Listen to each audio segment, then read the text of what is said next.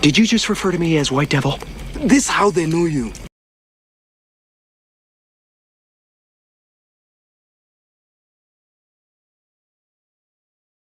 All right, you lot, let's make television! Your time has come, you smug bastard! The aliens are here! We're all going to die! I'm gonna do a terrific show today, and I'm gonna help people because I'm good enough, I'm smart enough, and doggone it, people like me.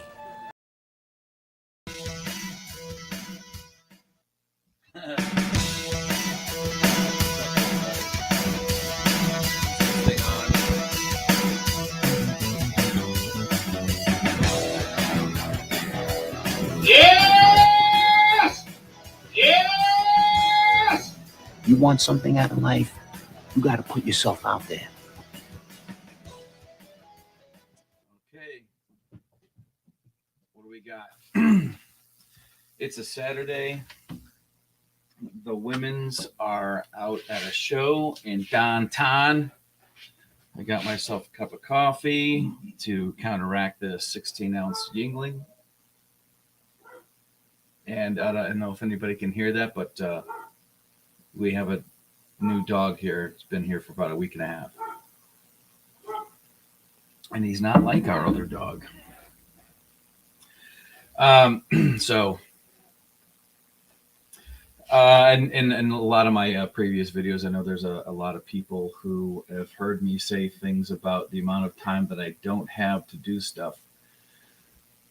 So I've got like no excuses. I mean, there are other projects. I've got a pair of side covers in the garage, and I was actually out earlier today doing a pinstripe repair about 30 minutes away.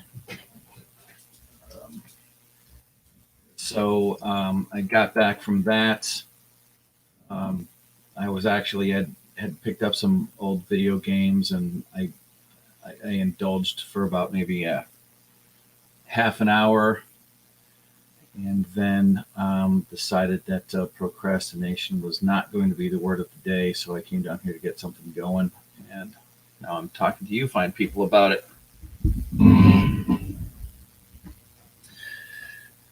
So this is part of the hashtag. This is a asphalt comic, and our friend here with the hook around this guy's neck.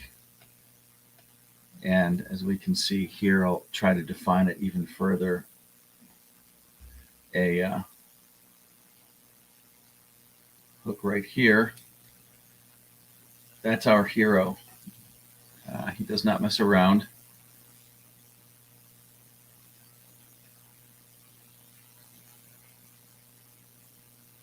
Incidentally, these are it's either going to be Ram Studio, or this one might be one of the Jimmy Reyes ink brushes. But the first two pages that I did that I've done were in traditional. I was using some I want to say not Prismacolor. I was using some Staedtler non-photo blue leads, which were about they were about twice as dark as these. And I found that whenever I watched any of the other guys streaming using blue lead, it was a lot lighter. And anytime that I needed to maybe make a correction, it just the other leads that I had, they drew a lot darker, and I really didn't like them. So I dug a little bit deeper and found these, which is what I remember having like years ago. Then I go to throw them in my my clutch pencil, the gravity pencil here, and what happens? They just slide in and out. And that's one of the things that I was doing today was, well, I can't go back to Hobby Lobby because they only sell that kind of pencil, and I know that it doesn't work. It works on these other leads, but I think these turquoise leads were just a little bit smaller, maybe out of round, but a little bit smaller than the 2mm. So I had to go out and get a different one. I had to go to Michael's and get this. This is actually a Mars. The people that made the leads that I didn't like make this pencil, and only they grab onto the leads that I do like. And it is something to do with these leads. This probably will never happen again. I would have to actually, I have to actually push in on this and get it to set right. Get my fingernail in there and kind of like shove those claws down a little bit. So that's something that's never happened to me before. The leads are just a little too skinny, and I'm actually bothering with that, knowing full well, because I was out there. I had a chance. I was right there, so I grabbed them, and but knowing full well that that's actually kind of disturbing when you first see it. I'm sorry. I'll move that out of the way. But yeah, knowing full well that I'm working on this page digitally using Clip Studio Paint. And speaking of the Ram Studios, he just did a video about the software that's on the iPad, and I haven't even had a chance to use that yet. I don't know. I keep making these promises to myself, and I want it to pan out. The one thing that I don't want to do is to have a campaign going and get a bunch of, get a bunch of money and like a bunch of money and no time to do it because I'm busy trying to shed these extra obligations, which I have a little bit. Those two side covers, most of the work that I'm getting through Custom Paint now are not through new people. They're old customers that need a little bit of work done, and they already know the kind of situation that I'm in. I've been. I don't want to say that that I'm marketing the idea that I'm not doing custom paint anymore with greater fervor than I ever shouted from the rooftops that I am a custom painter, and please give me your money. I'm not saying I'm a better marketer of quitting. But there's only so much time in the day, and 8 of it is taken up by a full-time job. Come on.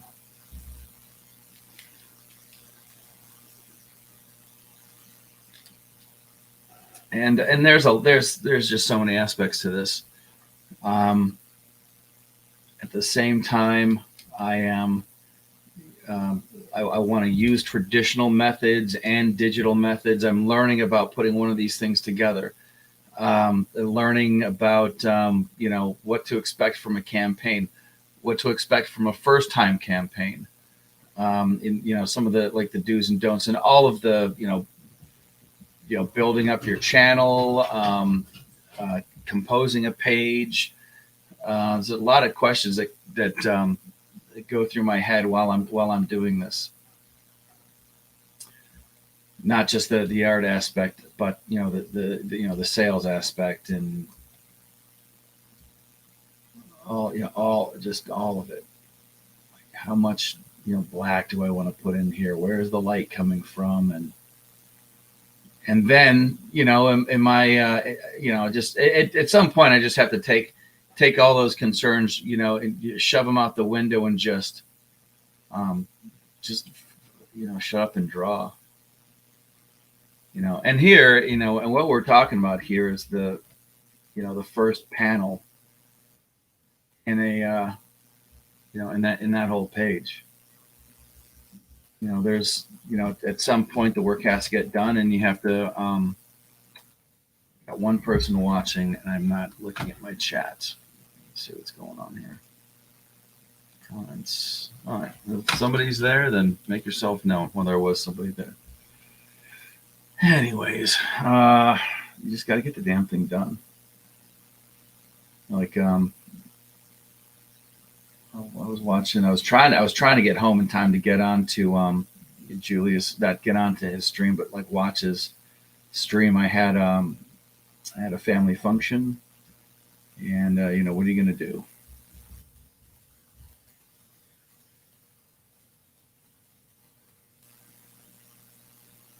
I was hoping there would be, since I missed that one yesterday, it'd be time to get on one today. So I don't even know how long I'm going to be on here.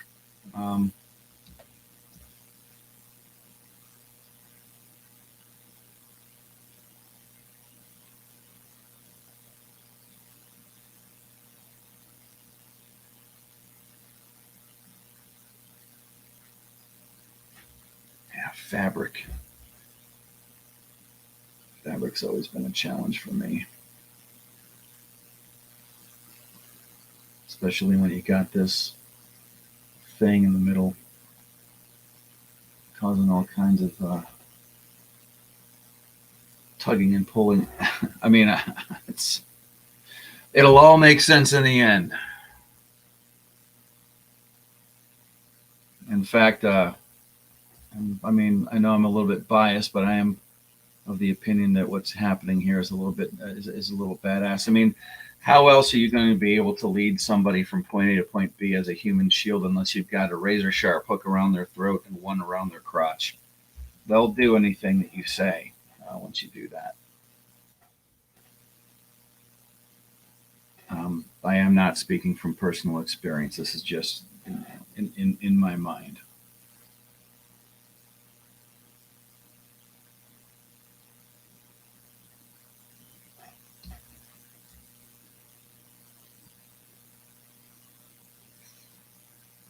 So, as I might have mentioned a couple of weeks ago, we had said goodbye to a member of the family. But then just a little bit ago, we found this guy. Well, we didn't find him. That's Bear. Hey, Bear. He's finally settled down. I mean, this guy's like maybe a year and a half. You don't have to get somebody to tell you. It's very apparent in the shape of his face. He's got some pit bull in him, but he's also Belgian Shepherd, which I didn't realize until I started reading up on it that they're bred as an attack dog. I am not worried. He's just he likes to play with his like all dogs. Their mouth is their hand. It's how they manipulate most things. So when you're playing with him, he's always wanting to kind of get at your hands and stuff. But he is just as good at destroying his toys as his predecessor was. R.I.P. Cooper.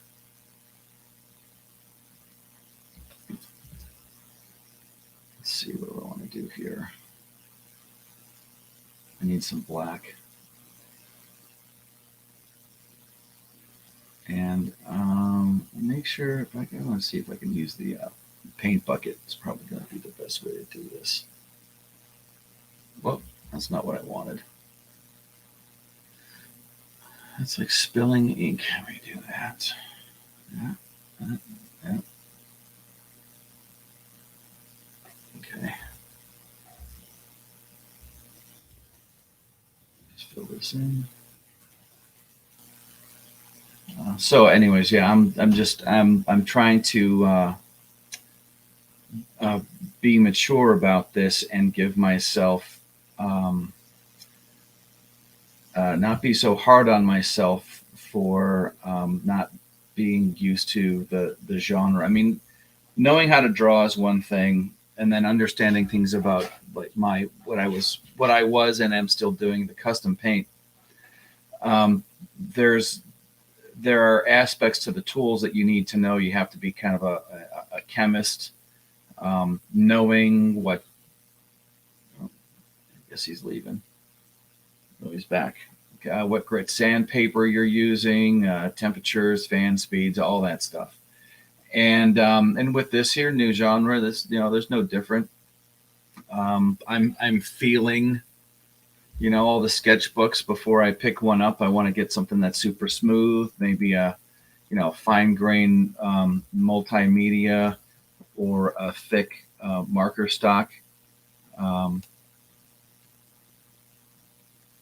See, and then something like this is going to be leather, so I want a lot of black here too. Stranger in the yard. Well, I'm not that strange. What's going on? Oh man, that's some killer shit there. Thank you very much. I'm trying. Yeah, I'm trying to draw killer shit. Although he is a killer, but only out of necessity. Oh yeah. Yeah, Well, looks like somebody's throat's gonna get cut. No, actually, he's just being led along. It's a little bit more like a leash.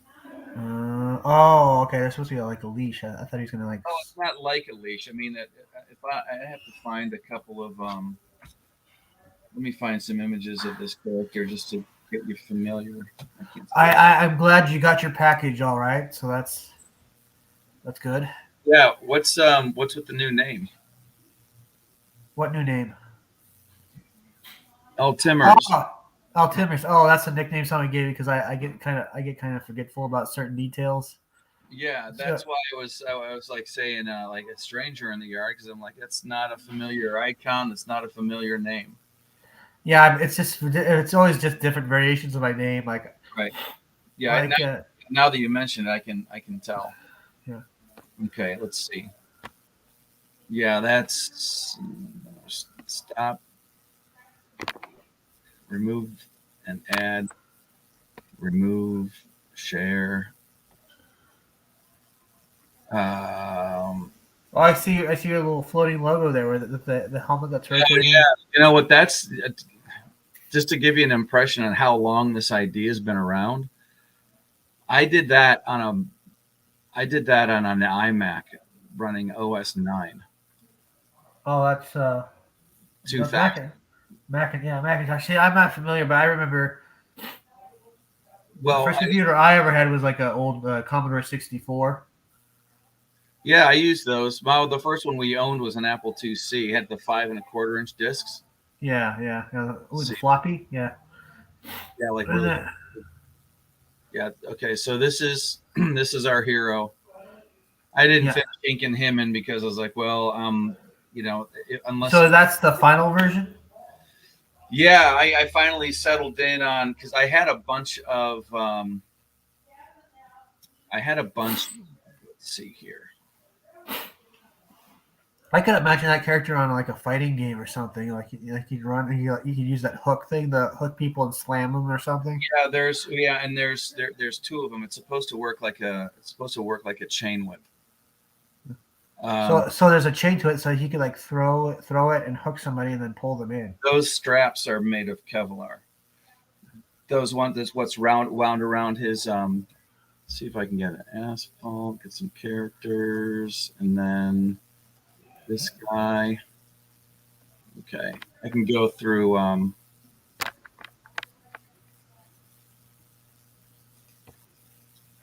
Just make sure I'm sharing the right. I can get bigger figuring this out. Okay. Right. Share this screen so we can actually just kind of like go through. There. Get rid of this. Okay, so that'd be a great sticker though. Not that, but the meat hook one. Yeah, this is all reference material for his costume. Yeah. Those boots. These are all images of Harry Houdini's straitjacket.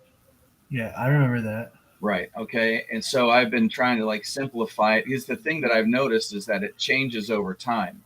Yeah. It's a bit ratty, and here it's like brand new. And I kind of like this one because it's got this cross shape on the front.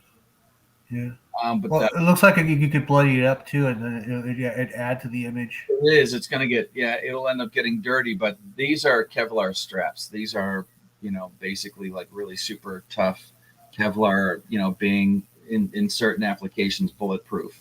This is a very early drawing. I was just doodling anything when I came up with that. I was like, I kind of like that face.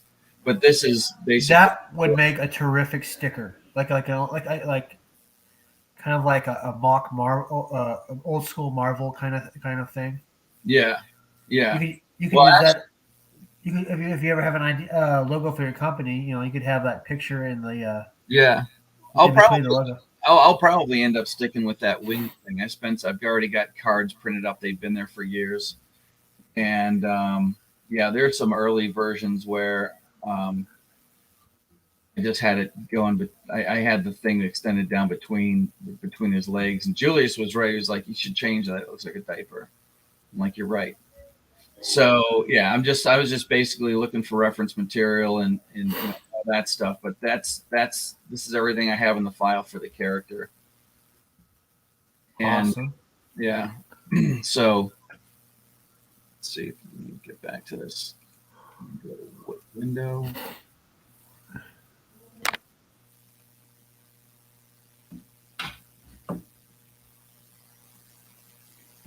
I heard a click and then nothing. So if your microphone, Yeah, I had to.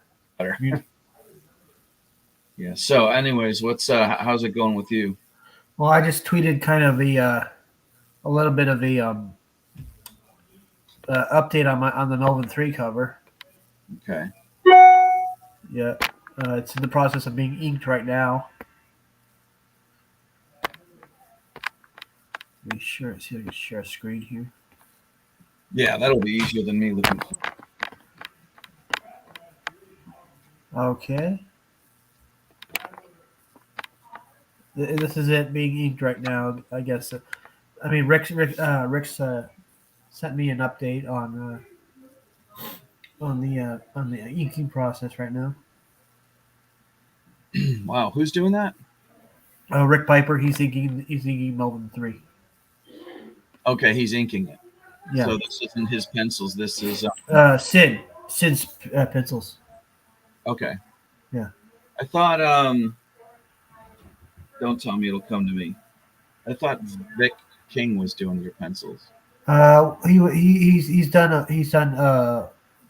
pages for Melvin 2. Oh, okay. And this There was creative differences, so you're not trying to. You're saying this is for which one? This cover? Melvin 3. Okay. All right. That's where I got thrown. Creative differences. I've heard that before. Yeah. So there'll be Sid will be finishing up Melvin 2. There's been I've gotten a little bit of help from Andy. He's going to be doing a what do you call that? It's not exactly a full comic book. An ash can. An ash can, yes. Yeah. See, I'm so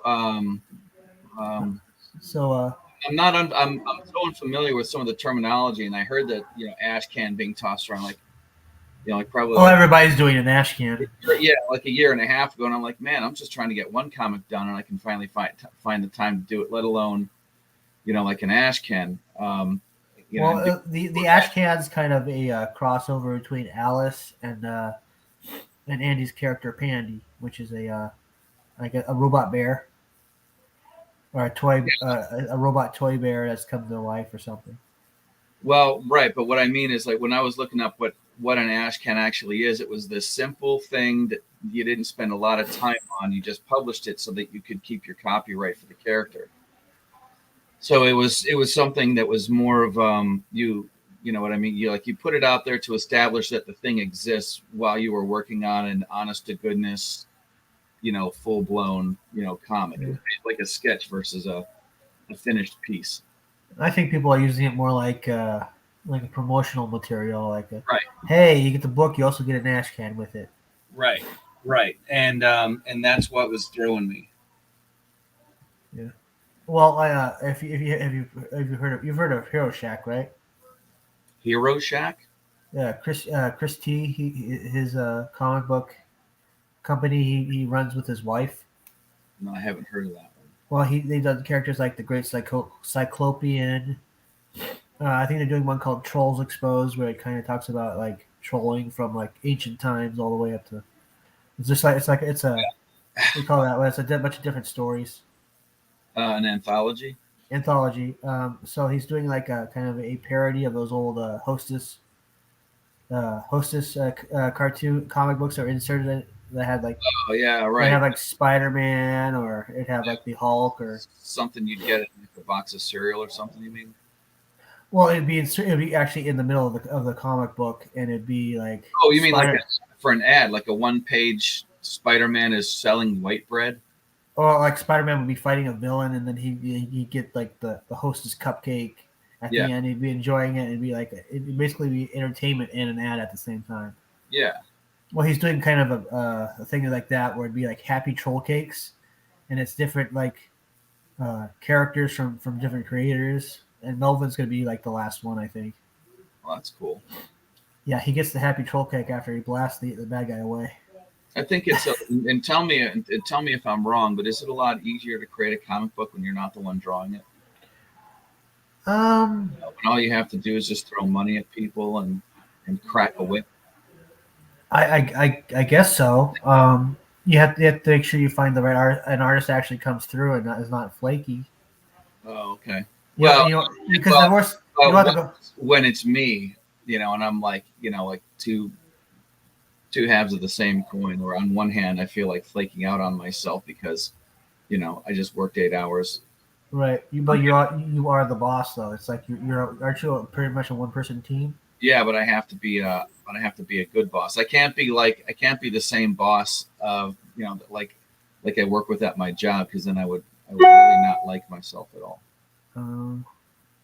Well, I mean, I the worst thing to do is to go back and after like a week of waiting, going, dude, are you working on the pages? Is there an update? Yeah. I'm starting to pick up on a pattern here. Yeah, you don't want to be that. You don't want to be that guy. But Sid, he starts on a Wednesday and he gets the book finished on the next Wednesday. So I can count on him to come through with the pages. Well, that's actually something that's not that I'm not privy to, because I'm not paying myself. Right. So I still, and this is something that I've struggled with my entire life, especially, for instance, like I don't ride motorcycles. I'm not around motorcycle people, or I'm not around people all the time unless I'm at a rally or something like that. I'm really into it for the art. So I've always been in the dark somewhat whenever it came to what the market will bear, because there's what the market will bear in this region, and then there's what the market will bear in like even as close as Cleveland from Pittsburgh. Right.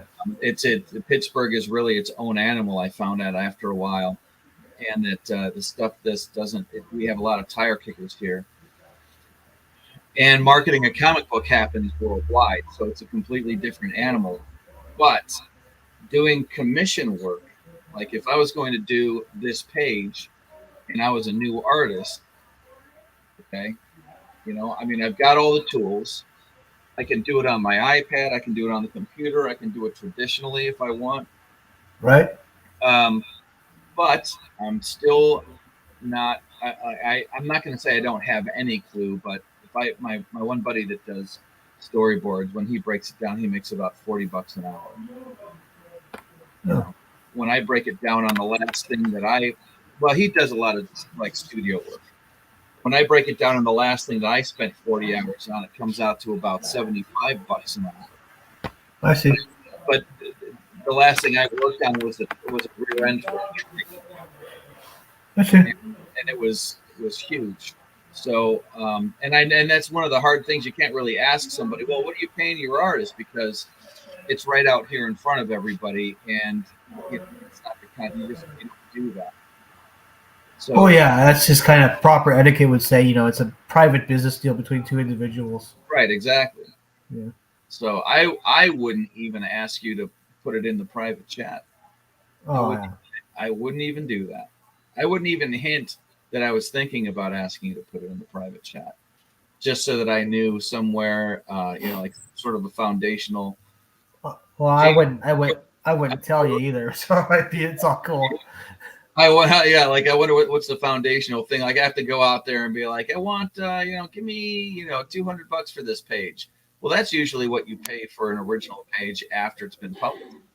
I think I threw down, it was either 155 or 115 for Preston had it. Preston Acevedo had it for Doc Salem for the one that he was doing. But it was on the campaign. So it was like right out there. I don't, you know what I mean? Like that. So is the 115 or the 155, whichever it was, is that what a page like that goes for retail when you're creating the book? Or is that just what he decides it's worth now that the book's been published? That's a good question. Most people in the United States, I think they charge like around $200, $300 a page. Yeah. See, so even guessing. Yeah. But you can find deals. I mean, if you shop around, you can find people who are starting out who are willing to negotiate and work with you. Right. Or you could go like Brazil or the Philippines where they're willing to. Yeah. Yeah, that's one of the things that I read a book a long time ago that my sister got me called the World is Flat. It's not a flat Earth thing at all. It has all it has to do with is the way the internet and the more digital the economy gets, the more flatter the Earth becomes. HP will fix Samsung computers in one of their own facilities rather than ship it to Samsung. They have a deal with Samsung, and they they'll fix those computers to keep the cost of shipping down. Right. But and something like this, you want pages from somebody in Brazil, all they have to do is click a couple of buttons after they're done with it and send it to you. Yeah. Right. Bada bing, bada boom. Right. So there's no borders, and there is. I just did a review for Escape or Die, that one Undead Border from 656, and those guys, they're bringing it. And the thing that makes it difficult is, the economy, the physical economy where one person lives is not going to be the same. Like their gas might not even be as expensive as ours right now. So we have to charge prices based on what it is that we need to, the money that we need to live. Somebody else need that much, and they're willing to do it cheaper. It's like that immigration thing all over again, except for it's the entire planet. Right. Yeah, and there are. I'm not even taking away from how talented some of these guys are. They're hungry. They're good. Yeah. How do you compete unless you do this? Unless you just you do your own. This is the only place you can get it. Right. So. And it wasn't anything I pitched. Sid had a list of how this is what I charge for this. This is what I charge for that. Oh, okay. And it just happened to work out well. Yeah, you're dang right. And I kind of think in some ways, you got to make enough money to make it worth your while. But in other ways, I think the reason why people are more going towards like people in Brazil or the Philippines is because not everybody makes like a lot of money in their normal jobs. So yeah, right. Well, you gotta live within your means, or else you're a fool. Yeah, for me, that was the case for a while, and then it just became something that I was doing for extra money. Like I even noticed that now, like years ago when I had all three kids living at home, and I was like the sole provider. I was watching my checkbook like a hawk. Low ball every check that comes in, high ball every check that goes out. This is not looking like leather to me. No, I'm no. Well, I think it's because you can still see the blue line in between the. See, that looks great. Yeah, I mean, I've spent my life around enough leather jackets. You'd think I'd be able to, draw a leather. Yeah. Oh, how they just opened the door. I'll be out there in a sec. Well, I gotta go get some dessert. It's my mom's birthday. Oh, happy birthday to your mom. No, thanks for stopping in. Yep. Yeah. I'll probably pop back in a bit if you're still going. Yeah, who knows? What is it, 3? They're at a show. I don't know when they're going to be back, but I know someone's going to make me put on something other than pajamas and go grocery shopping as soon as they get back here. All right, yeah, it's everything. Your book's looking pretty good. I can't wait for it to come out. You and me both. I appreciate it, man. Have a good time with your mom. Yeah, have a good time. All right, man. Take it easy. All right. Thanks for stopping in. We'll shoot him a yes. Yes! Didn't get to that yet. Okay, so yeah, it's always easier to do this. I find, at least, it's a lot easier to do this streaming thing when there's somebody there to bounce ideas off of.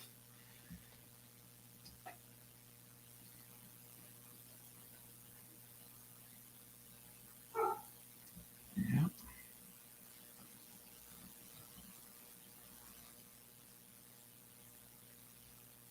So one nice thing about digital is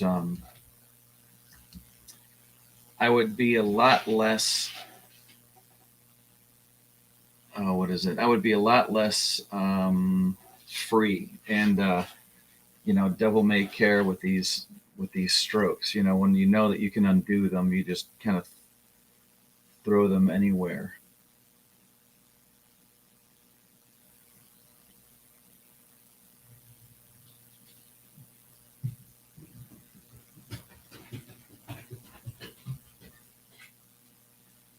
Bear's being a fool, barking at nothing. You barking at nothing? Let's see if you guys can.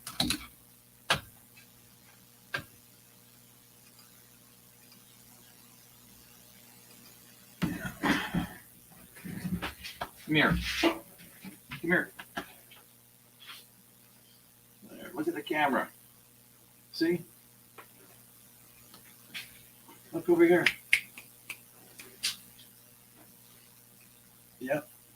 That's Bear. Good looking dog. And you're going to have to get off my lap now because I'm going to do more stuff. Okay? And it's not dinner time yet, so come on. He's got his bed under the desk here. We think that Bear's got some abandonment issues because when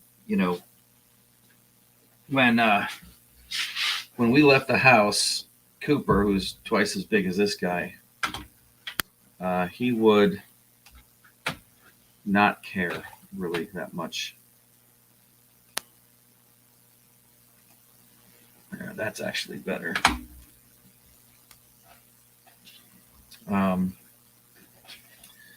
This guy gets worried when you go into the bathroom. In fact, he'll go into the bathroom, the only bathroom in the house. He'll go into the bathroom and stick his nose in the shower while you're in there. He doesn't understand that the bathroom is a place that people can come back from. It's not like the outside doors.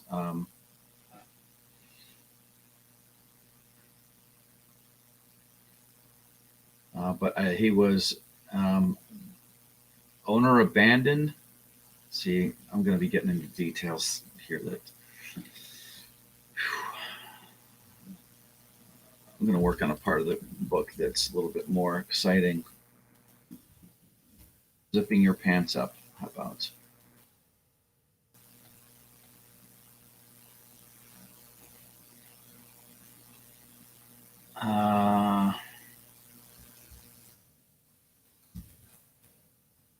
Let's work on this.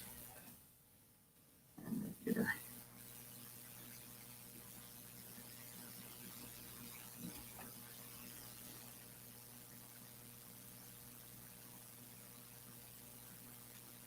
So yeah, he was abandoned by his owner. This was in Kentucky. Like when you adopt dogs now. I mean, the last dog that we adopted was at the Pennsylvania Humane Society. Was one of them over in Washington County.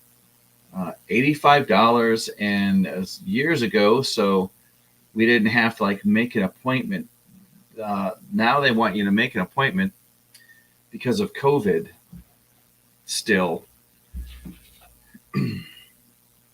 And I think it was like $85. This guy here, the adoption fee was $250. My wife was, doing FaceTime because they wanted to make sure that, we weren't bringing him to a, trailer and chaining him to 3 cinder blocks outside, and basically, being like good dog owners and stuff like that. But he comes out of his shell over time, and well, the first thing he really got used to was getting on the furniture, which is not something we let we did not let Cooper do that, because if Cooper heard a car coming down the street, he would be up and at the door, and that had it was bad for the couch. That's 90 pounds of dog with, I don't care what my back claws do to the couch, jumping off of it. So we ended up getting a new couch after a while, and trying to keep this one not looking like, not looking like it was picked from the college dormitory dumpster.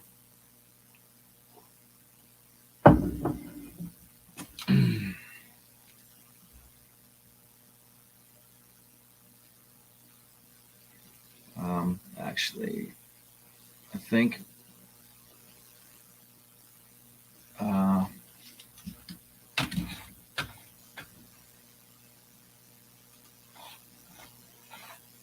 etiquette says that I want to be putting some Melvin stuff up on here.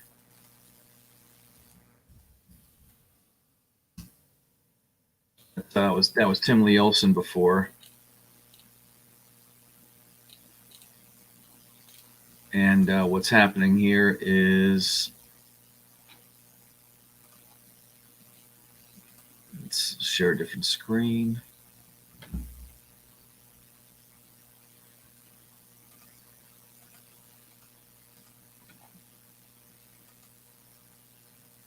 Share tab audio.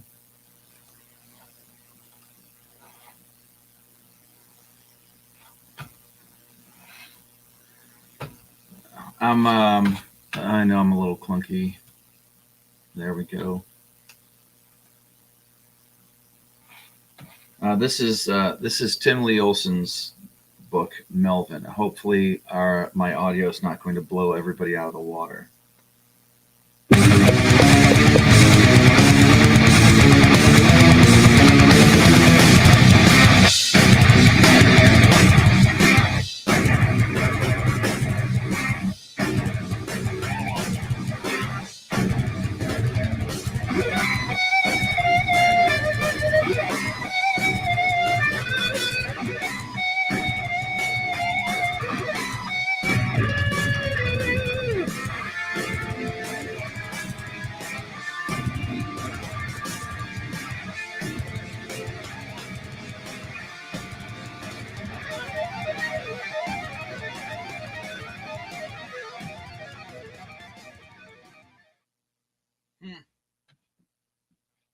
Ain't that something? I've signed up for this. I have the previous book of Melvin 1. It's a ground level creation, and you can really see the difference. You can really see the growth between the first and the second book, just with this one picture here, not just the video. But like I was saying earlier, there's a lot to learn about all this stuff, and I am, of course, I'm in the middle of it, trying to figure out so many things at once. Am I making a good book? Is the story good? And all those things. And go window here, share that. different techniques and everything that you already heard me talk about. When you're doing so like pinstripe designs and custom paint, whatever, you work on some bigger projects, and what you end up, it is possible to drop a line or make something inconsistency from one side of the car or bike tank to the next. And by dropping a line, I mean like when you pinstripe something and you do it on the right and the left, and you're doing a symmetrical design, that you get almost to the end, you look at it, and there's so many lines in so many different places that you actually will miss, that you that you didn't get them all. You went from your right to your left, and you forgot something along the way. I mean, with here, it's the same thing. It's like does the concept carry through? I'm trying to get this. I'm doing to my own book what I hate when what they do to me at my job, which is let's get something started and get it going before we really know what we're doing, and worry about all of the effects of that later, when those effects usually end up landing on me, like that fat cheerleader in Dodgeball. And it makes it makes life difficult. But now I'm doing it to myself. My costume design is, 5 inches away from being set in stone. And one of the ways I'm able to get away with it right now is because the whole thing hasn't been revealed, in the book, that is. And I still have time to make all that solid form and consistent from one page to the next. Indeed, not to give too much away, but we only see our hero in the full form in the first 8 pages, and then everything after that is it is a how we got here. Julius and I were working on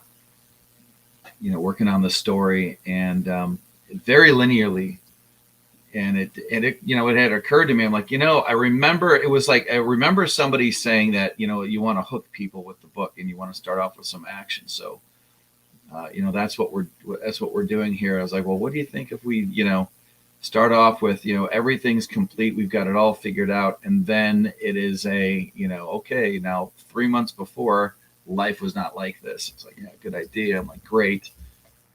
Great minds think alike. Because why wouldn't they? Okay. The wife says the show they're at is excellent. They're at an intermission, and she should have brought her mom too.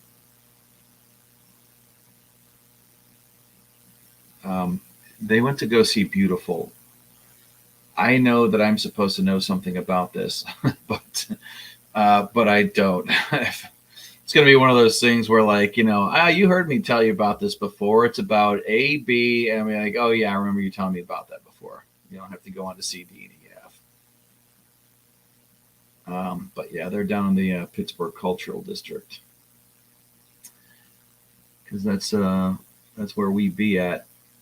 We be in the Steel City, yo. Dubburg. Progress. I'm going to mess with that face when I'm not streaming. I don't want to have you guys whoever's watching this, have to go through a puzzle.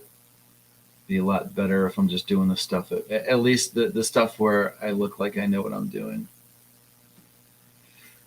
Trying to figure out too, like that's about, it's 11 by 17. It's a regular piece of printed paper. That's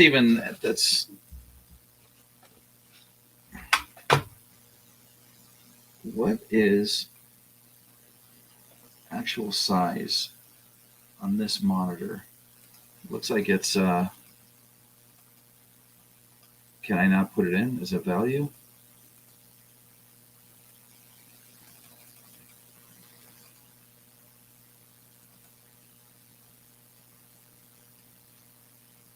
Yeah, I'm trying to. I just want to make it so that the page is as close to actual size as possible. It looks like about 21.4 to 22%. So that when I'm looking at this, like what kind of detail am I trying to get away with here? We're at blah blah blah. Do I need to get into this yet? No. I mean, this is probably going to be boring. But like the page settings, I have this set up the way that Clip Studio sets things up. So I think it's a smaller size page, but it's a higher pixels, a higher resolution.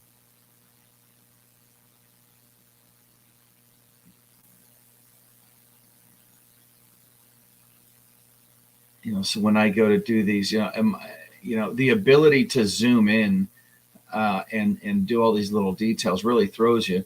I just got done reading Michael Bancroft's The Lucent, and I did a review of that. And it's one of the things about his book is there are little details in there. It's a very detailed artwork, and I'm not even saying like unnecessarily so at all. But when I'm looking at some of the panels here on mine, I'm wondering like, do I need to get down and dirty and do that? Because if I do, I need to change. I'm going to have to change these resolution settings and the page settings to be like huge, because Bro was getting in there with like one of the finest pointed. It looked like he was getting in there with like the absolute finest rapidograph pen you could possibly get in, and just crazy stuff. Like you'd be able to see the face of jewelry on somebody's fingertip. When I was asking Jimmy Reyes about it, and he's like, yeah, I kind of just go with the page settings they have there. And I'm like, okay. He would know. I mean, and that's what this, software is set up for. I don't know, anybody who's going to be making software that is for making a comic book, why would they bother to, not just have it like, this is the best way, this is the best resolution, these are the settings you should have. Trust us, that's all this software is supposed to do, is make comic books look great. Okay, elbow.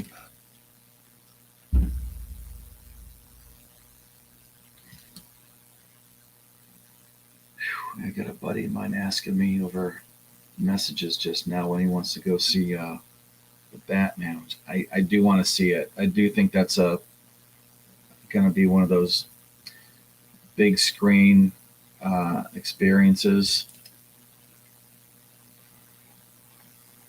But I'm working nights next week, so the only way I'm going to be able to see that is at a matinee. I'm basically off during the day when everybody else is at work. Makes it a little difficult. And tomorrow would actually be it. But I was going to try to do another stream. I don't know. Thinking out loud.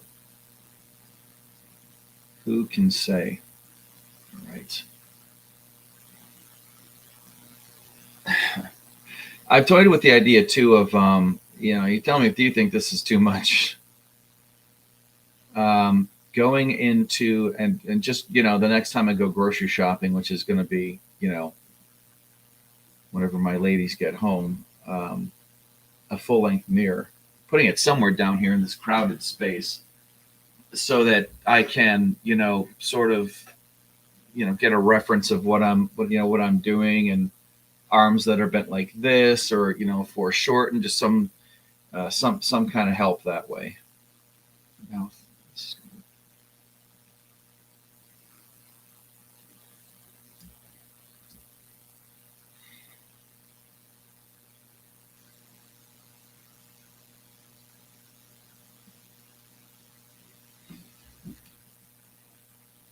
Yeah, and if anybody's seen a Ethan Van Sciver draw stream, for crying out loud, going from like the most basic blue pencils to, I'm only thinking about this as I'm trying to make this hand look not gimpy. Hands are tough. They are like like feet. They're the simultaneously, well, hands. I don't think feet are the most beautiful part of a body, but hands are so expressive, and they have so many different movements and positions, especially when you're flashing gang signs, that it's I will end up zeroing in on like a finger, and then realize later on that I'm not drawing it as a whole, and I'm trying to avoid that. Making a hand look, like fists. How many fists have you drawn? Everybody drawing a fist is so much easier than drawing something like, expressive, or like this or whatever. I'm trying to do this. I'm trying to do the hand as casual as I can. I don't want it to look, like, I don't want it to look like he's put your hands in the air. Nobody does this. They're like, that's kind of like this. Fingers are kind of, I guess, like relaxed a bit. He's been in this position since page 2, and some time has gone by.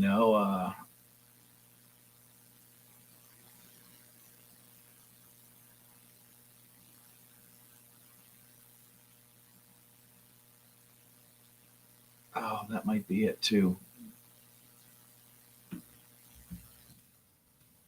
I mean, it feels like it could be. So, anyways, what am I rambling about? It's about rust. Stop me if you heard this one. In the 90s, when the guys that I'm trying to on the inside compete with, the Van Skyvers and the Malins and all that, all the creators, it's a friendly competition.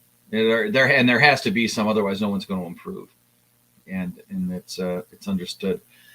I was at Cedar Point when all of those 90s comics and those guys were just going, absolutely, batshit crazy over Liefeld's work, and Image was new, and I was busy trying to just, learn how to work an airbrush and paint T-shirts at an amusement park. It was a sort of like a boot camp. You had an airbrush in your hand for 8 hours, learning how it moves, and what I came up with later on is just the best way to describe it to somebody, and this is no different, is that it's like a ride. When you first get on your skateboard or your bike or whatever, things are clunky. Your body's trying to learn how to balance itself again. You went through walking, then running and jumping, and understanding what happens, that the earth is solid underneath you whenever your feet land on it. And the same thing is true with, drawing. Your hand it's stable and on a table or a hard surface. When you're airbrushing, it's not like that. The only thing that's solid underneath your hand is your feet on the earth. So it's much more of a feeling. It's like surfing versus skateboarding, or rollerblading or ice skating versus rollerblading. And so my point is that when you haven't done it for a while, when people say it's like learning how to ride a bike, you never forget. No, you don't ever forget. But stay off of a bike for a while and then get back on, like for years, and then get back on it. And you're going to still be, at least for the first couple of, couple turns of the pedal, you're going to be a little, wobbly. You got to kind of get used to it again. And drawing is the same thing. You have to do it all the time so that rust doesn't accumulate on your quote unquote gears and chains, the gears and chains of your art. And it's not just the way that your hand is doing its thing. It's the way that your brain is seeing what you're doing, the way that you're judging yourself, and all of the fun stuff that comes along with being a neurotic creative. Is there anything worse than a neurotic creative? Yes. What? Neurotic creatives talking about being a neurotic creative. That's my answer. Like,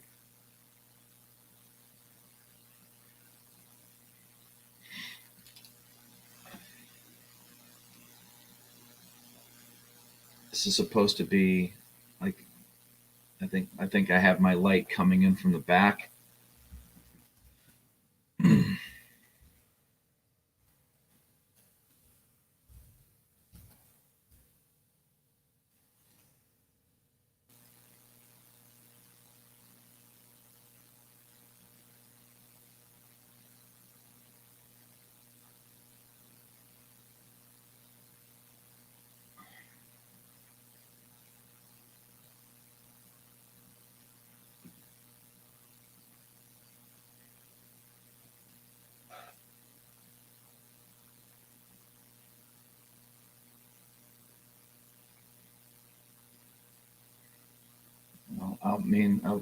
One of my biggest challenges is being okay with making things black, and I'm not even sure that I should be doing that right now.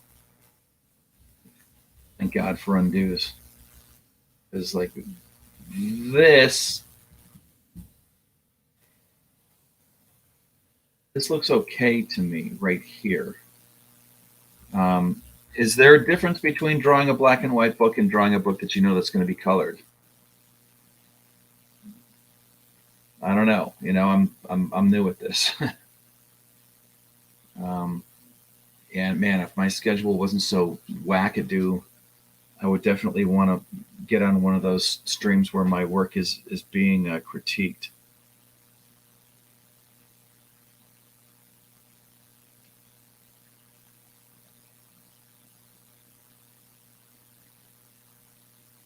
There's what other people think of your work.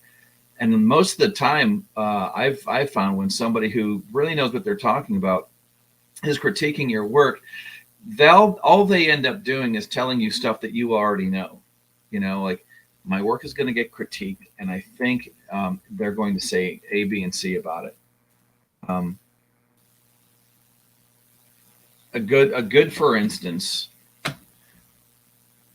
Where's the best place to find this?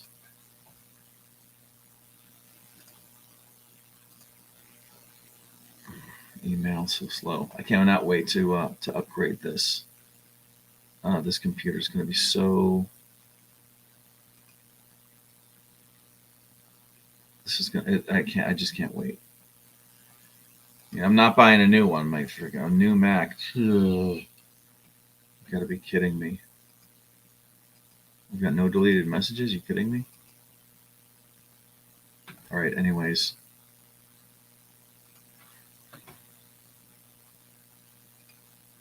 It's going to be in comics. I'm going to pull this up. And it is going to be... No. Yes. Which one of these? 10.1 megabytes, 10.1 megabytes, 30 seconds. 30 seconds, that's it. I don't know if this is the right one.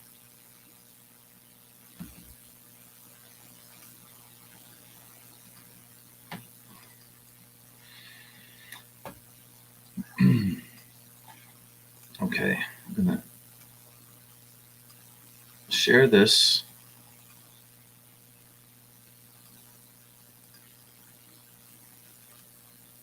Now, I did this in like 5 days. I got into it. I got into this contest late. And the only reason why I bring this up, it kind of goes along with the critique. And hopefully this will give you a good idea of, I love pencils. Okay, I love roughs, and I love the thinking process. I like to see the way it just really does something for me to see other people do that. So I'll just play this real quick.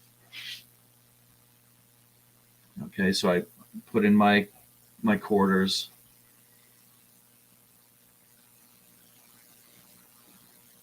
And you'll be able to see, like, there's so much action happening up here by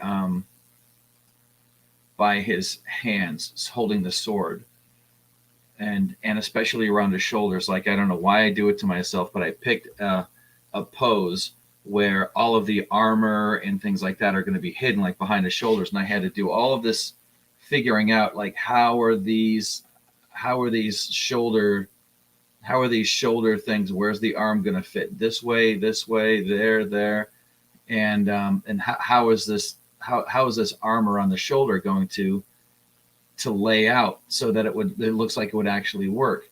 Because when you see the characters, a lot of times you'll see them and it's just a massive amount of stuff laying on their shoulders, and that's going to really hinder movement and hinder the way that's, weapons are swung and how something's going to be, how a character's going to be, like, running and jumping and all this. And I thought it was intriguing to try to figure, to figure that out. Where is all of this stuff that he's got on his shoulders? Where is it all going to hang? See here, right there. I decided, it's like, it's too conforming. It doesn't bend that way. It's more of something that's going to hang off the front, and really have these plates just kind of like stack up right on top of each other. Anyway, so that'd be for, like, people who actually have seen this thing. But this was all done on the iPad. Now, the reason I bothered to bring that up at all is because, and I had to do this off of a screen capture, is this. Okay, and this was on the stream. Now, these are color coordinated. I got, because, I mean, there's a lot that hasn't been done here. I think I added some textures that came with Procreate, and that might have been, points against or whatever. But I realized that I was handing in something that wasn't quite tweaked out, wasn't quite finished, because I didn't start it from the beginning of the contest. It was like 5 days to go. I started, like, looked at some of the submissions and stuff, and call me shallow, but I was looking at the submissions and I was like, there's some really good stuff here, but I think I can compete. I think that, I've got something to offer. So whenever I see, and this is out of 10, there's no decimal points or anything like that. I wanted to, what I was curious about is, who's the red, who's white. They obviously agree on some, things. And who's the two?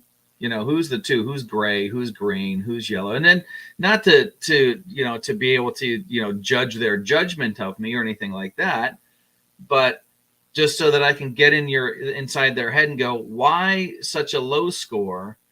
And because there's got to be the 3 points what are the 3 points about it that you did like? Or not? Yeah,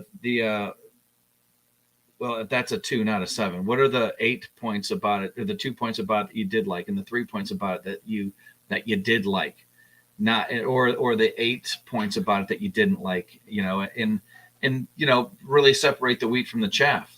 I still think 7 of 9 should have won that contest, though. Hands down, he had the best work out of everybody. It's not even a question. So let me get. I can't have a ton of stuff running. This is a Mac. I've been telling you about this computer. This is a Mac from 2008. Everything's been maxed out as far as possible. I've got all rocking 64 gigs of RAM. This shouldn't be there. 64 gigs of RAM. It's got the one of the fastest CPUs for, when it was. I can't upgrade those any further. It would be a waste of time. This whole thing is just, it's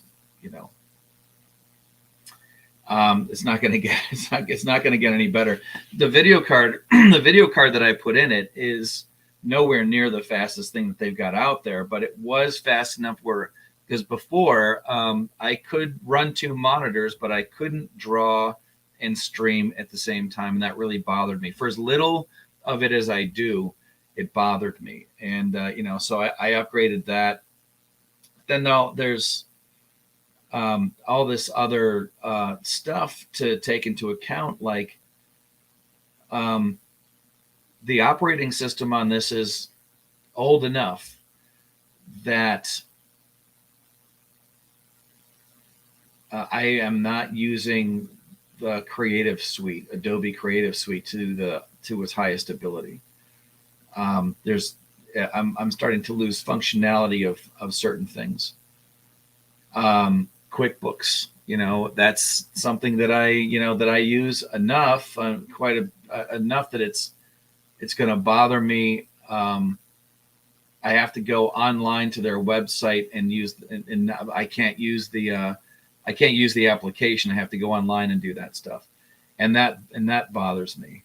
You know what? This is something that I remember really liking about Alan Davis and Paul Neary stuff, and Bernie Wrightson too, is that they had a command of the black and white shapes that you didn't have to have, especially since all our light's coming from the back here. Switching subjects like lightning fast here. I need a rougher looking face too. I mean, I don't mind that the guy's looking worried because he's got, razor sharp steel wrapped around his genitals. But there is a certain look to bad guys where you end up, I don't want the look of the face to gain sympathy for the character. Anybody understands that? Nod your head. I'll never know. Okay, what are we looking at here? I'm erasing my blue as well.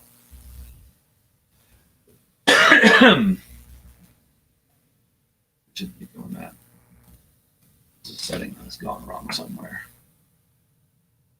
Erase hard. I'm not going through. It shouldn't be. Oh, I'm drawing on the wrong layer. Got it. All right. Drawing on the wrong layer. Put yourself draw on the wrong layer.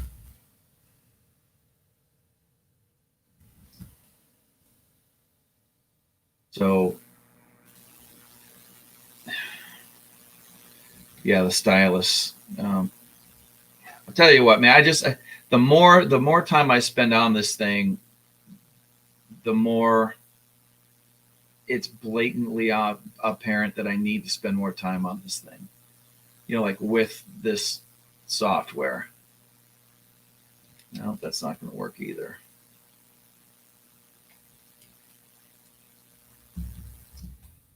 Well, it's like I said, let's stick with this stuff I know. Hands. So maybe it's okay if I give you some kind of a rundown on this character. What we're talking about here, what we're dealing with, and the thing that I'd like to think makes him unique is the blue collar aspect of this character. Bruce Wayne, Tony Stark. Okay, we're talking about characters that have means. Neither of them have superpowers, and this guy does not either. He is a skilled fighter. He is a skilled fabricator, which is, anytime you've seen somebody just, make stuff out of a drill press and a piece of flat steel. That's who we're talking about. we're talking about somebody who didn't necessarily realize what love was until later in life. Then I mean, like later in life, I mean like, you know, his, you know, mid-20s, early 30s. This is a character who has been, you know, kicked around and, you know, knocked around, bad home life. You know, a lot of his anger has been taken out on, you know, the wrestling mat and the taekwondo, like a jiu-jitsu studio. And, you know, has his anger been tempered by those Eastern religions? Well, we don't know. It's the kind of thing where you're trying to, and sometimes you fall short of it. But you're an angry person, and given this person's abusive home life growing up, why not? Of course you would be. Most young men that grow up without positive male role model end up becoming angry, because it's very, very frustrating to try to figure out how the world works, how people work, and what we end up with is somebody who's very skilled at making things work.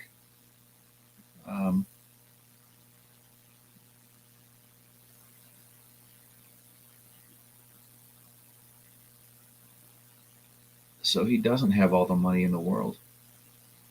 He doesn't have Tony Stark money. He might not even have Tony Stark intelligence.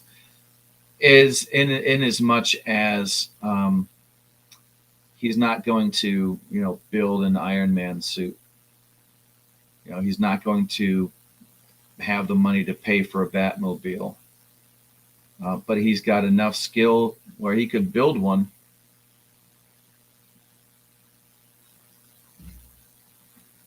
And that might even be coming down the way.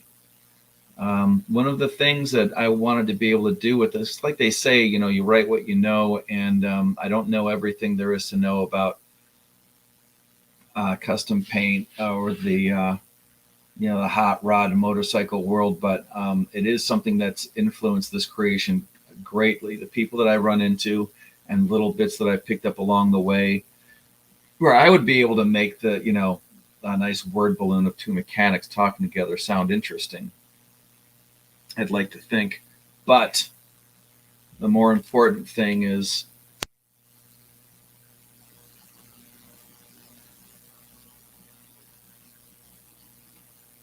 it's more like there's a little bit of, is this, I don't even think this is the right way I did this.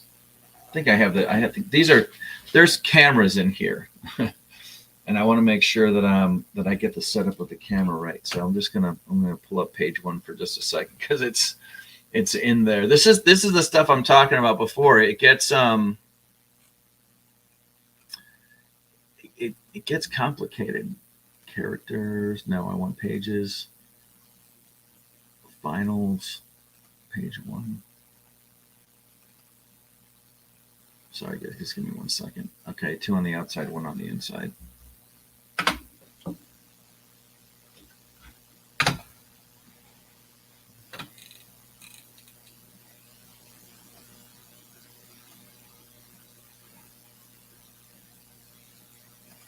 Okay.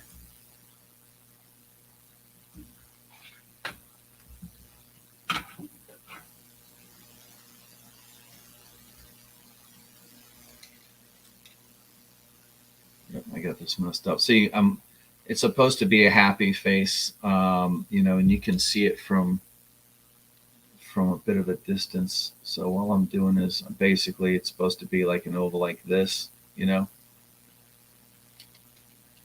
then we kind of give it a little subtle anger, And when that happens, what we end up with is we want a spot here, a spot here, and a spot here.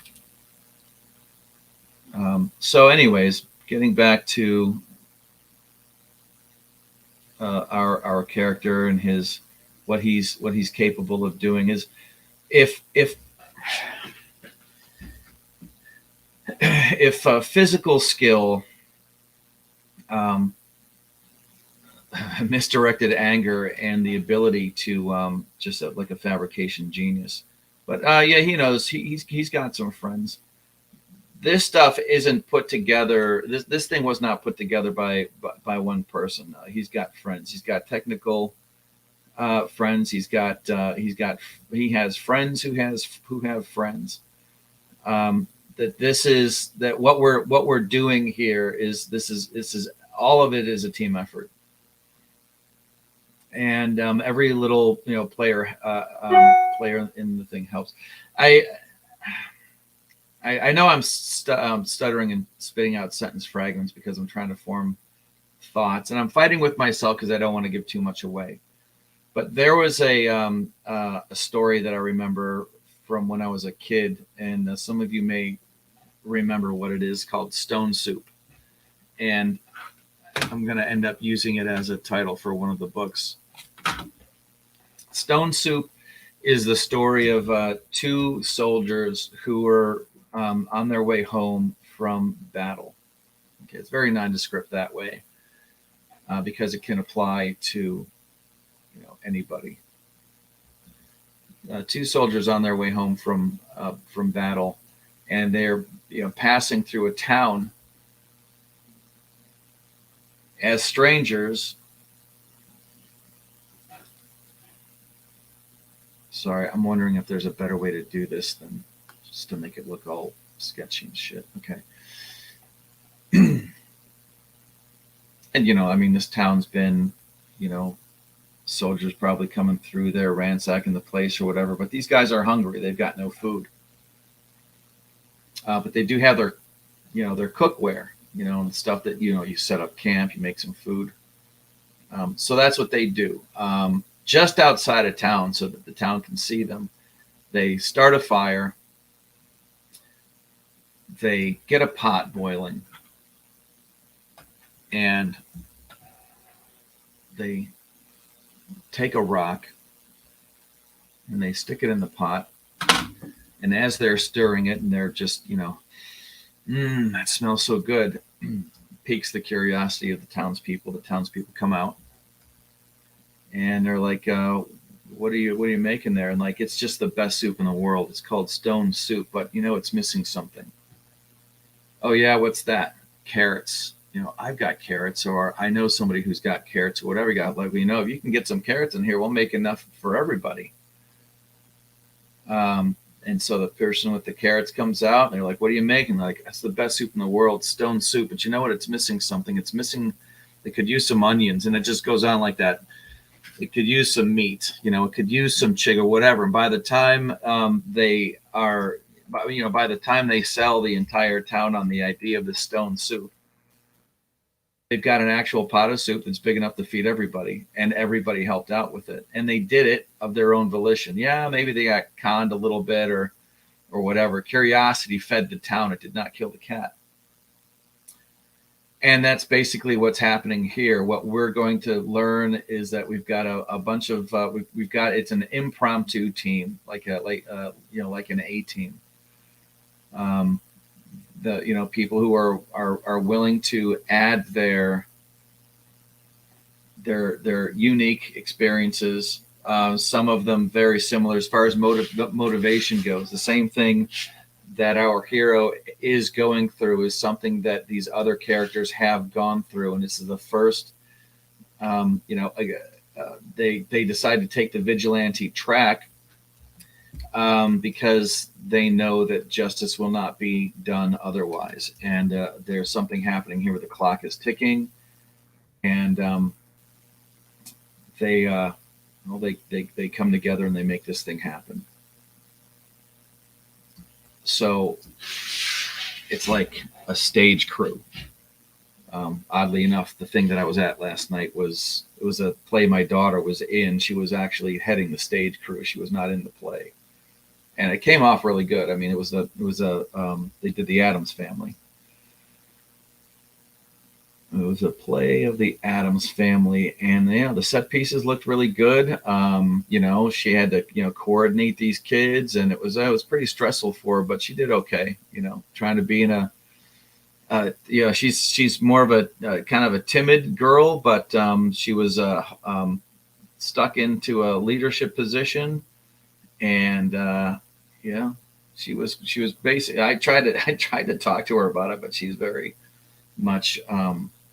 She likes to be quiet about a lot of stuff. But they did pretty good. And then so her mom and she went to see Beautiful Downtown. But it's like a stage crew. There are people helping. Even in this panel, there is somebody from a distance watching what is going on.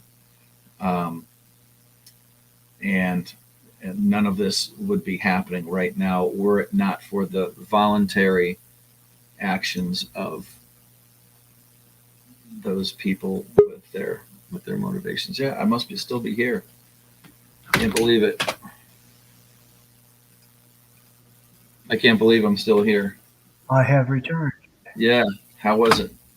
Well, what do you do in the stream anyways if your mom's having a birthday? Did you just like throw presents at her and shuffle her out? No, it was like a late thing. My aunt showed up, like her birthday was actually yesterday, and so they were just they're out there chatting, and then it's like it's time to have cake. So I was like, okay, I'll be right there in a sec. Oh yeah, you can't say no to sugar. You getting over something, or are you coming down with something? Allergies. You have allergies where you are. We don't have those yet. Oh, it's worse. It's worse down here than it is in Washington. I mean, like the summer maybe because of the Scotch broom we have up there. Because down here up there, Scotch broom. Oh, that's a weed. Yeah. We had a whole it was a unused lot they couldn't build a house on, so it just overgrew with stuff. So every summer you heard crack, the pods would like burst open. Oh man, that's because of the heat. Yeah, because of the heat. Yeah. And I sorry for that, but they wouldn't do nothing during the fall or the winter, spring. Right. No, we just had we had a rain out here, so if there's any pollen in the air, it's been washed away. Down here, it's constant. Where is he? Or is that Arizona or Texas? Texas. I was trying to remember. Yeah. Damn trees. Yeah, trees. Who needs them? I don't know. I think we kind of need them, but damn pollen, Yeah, no, I know. I thought it was going to be nice enough. Like I have these raspberry bushes growing around the side of the house, and it's something like my daughter and I do every year is to, you have to kind of not cut them back, but you have to like sort of get rid of old canes and make sure the new ones aren't too young so that they'll grow right. It's one of those things you have to. Well, where's here? Where's that again? PA. Oh, okay, PA. Okay, yeah. Yeah, swing state. Yeah. So I still have some raspberries frozen from last year. And that must be awesome. They're still good? Well, I froze them.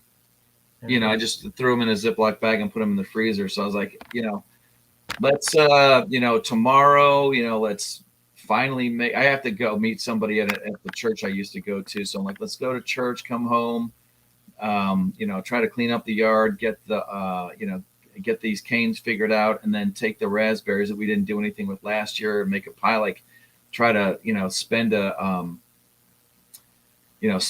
day with her. She's been doing this play, and tonight is the last night at the high school. She was doing this play. She's head of the stage crew.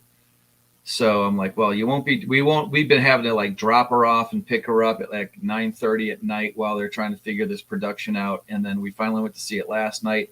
Tonight's is the last showing. And I'm like, well, we finally got you back, let's do something nice at home. But she's a teenager, so I don't know if that's in the cards. We'll find out. I can totally see that now. It's Yeah, it's like a belt or something. The what? The thing he's What's around his strangling. neck? Yeah, because I can see Actually, what it's supposed to be is a strap or something. no. This is the strap that's on the back of it right here. This, Yeah. yeah, everything. This is all cloth. This is all metal. So this is supposed to be like if I could put a kind of what's the word I'm looking for? A beveled edge here. Yeah, I gotta get it right. That's not it. Come on, Dave. Maybe I need to get used to this software. Maybe if I do this. So I'm like pulling it from the other direction. Anyways, it's it's just like this is an exercise in futility.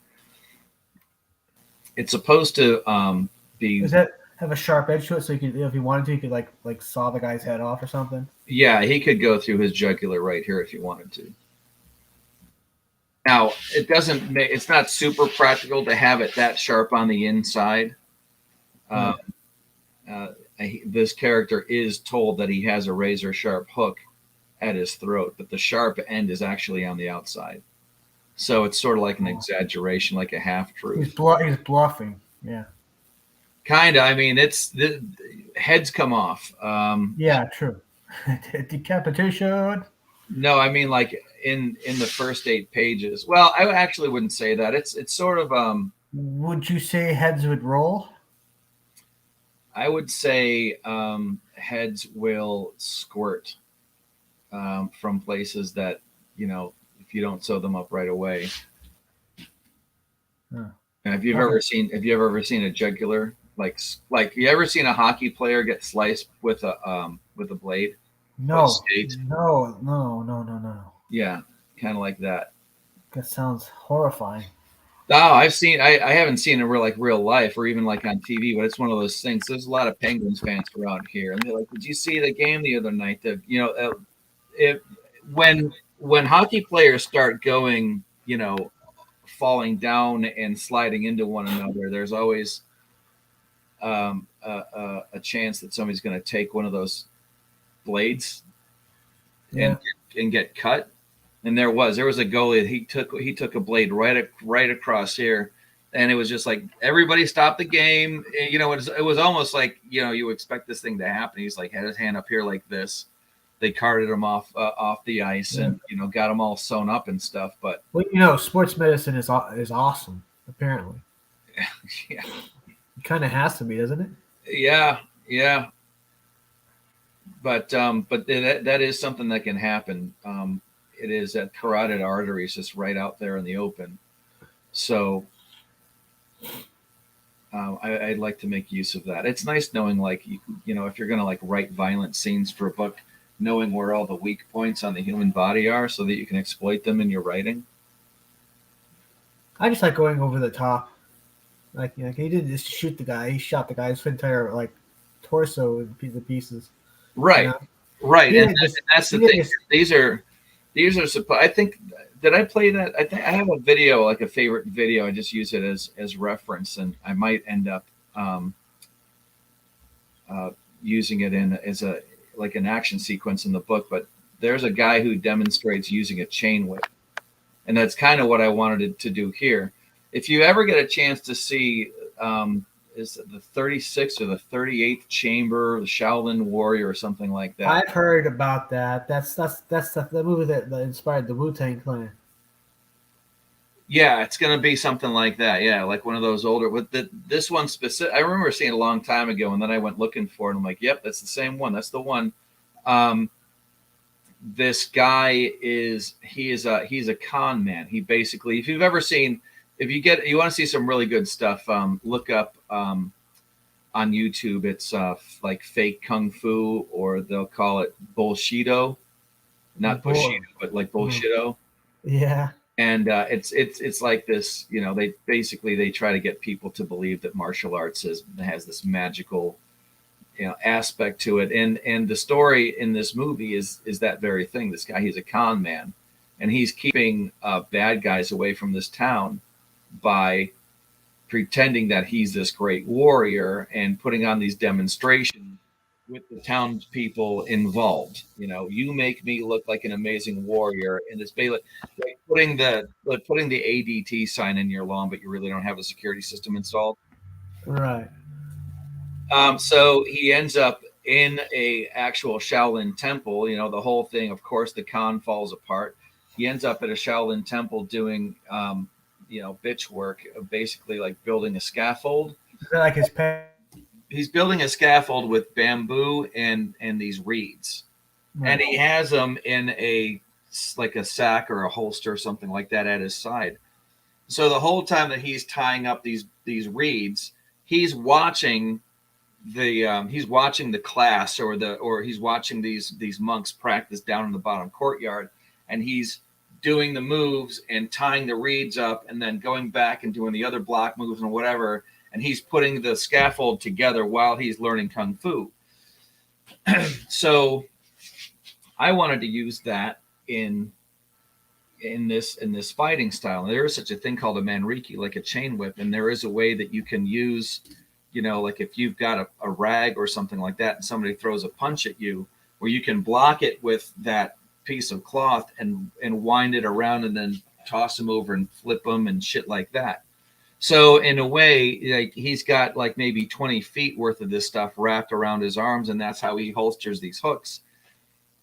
So he can like spin them around and throw them at people, and then also bind people with the straps and things like that. And I'm trying to make it make sense. So hopefully that works. But yeah, like I was just talking about it before. I'm trying to give myself a little bit of a break, like realize that this is my first comic book, and that it's not going to be a Crisis on Infinite Earths the first time out. Yeah. Who knows? You might get lucky for the first time and hit a home run. Yeah, then you got to do it again. Yeah. Like that. Great shot, kid. Don't get cocky. Yeah. I tell you though, I always think, okay, I did this issue, I did this. This is what I did right. This is what I didn't do so great. So how can I do it better? Fix that problem and go bigger, bigger and better. Yeah. And know that it's like what they say is true. Nobody learns from success. Nope. But that's actually one of the things that I like about your first book, Melvin. And a lot of these books, the stuff that came from Genuine Comics that's not right. The stuff that came from Genuine Comics was an actual like you could from the first book that they did to the last book that they did, you could see from one issue to the last getting better and better. You could see the story writing was better, the concepts were more unique, the art improved, and it was really quite. And I thought it actually made the entire package that they sent endearing, because when I backed it, I got the Give Me Everything, and that was like all of the Earthling books, all of the Perfect 10 books, the Power Trip, and all that stuff. And when I started reading the first couple of books, I was like, I hate this character, this artwork is not the greatest and whatever, but I stuck with it. And by the time I got to the end, I was like, holy shit. It's like watching it's like just you can just see the growth through the whole thing, and it's actually very inspiring. And that's what I liked about reading Melvin. Yeah. Because it takes, like I have this thing on my cart. You want something out of life, you got to put yourself out there. Of course. Of course. And it takes a lot of balls. It takes a lot of balls to do that, especially if you know that your stuff is going to get critiqued, or you're gonna Yeah. judge yourself by the the sales that you thought that you were gonna get that you actually got, or maybe you even like surprise yourself. Yeah, I kind of figured it. It's my first one. It's probably going to have some issues. Haha, pun intended. Pun intended. Yes. Yeah. Well, Yeah, I guess comic book creators have issues. I kind of figured, okay, like let's line of where you are, and then like from that critique, we're gonna okay. This is what they said about that comic book. Let's take notes, and then and that's why I got a different artist for the second issue. Yeah, some notes. Although you can't there's going to be there.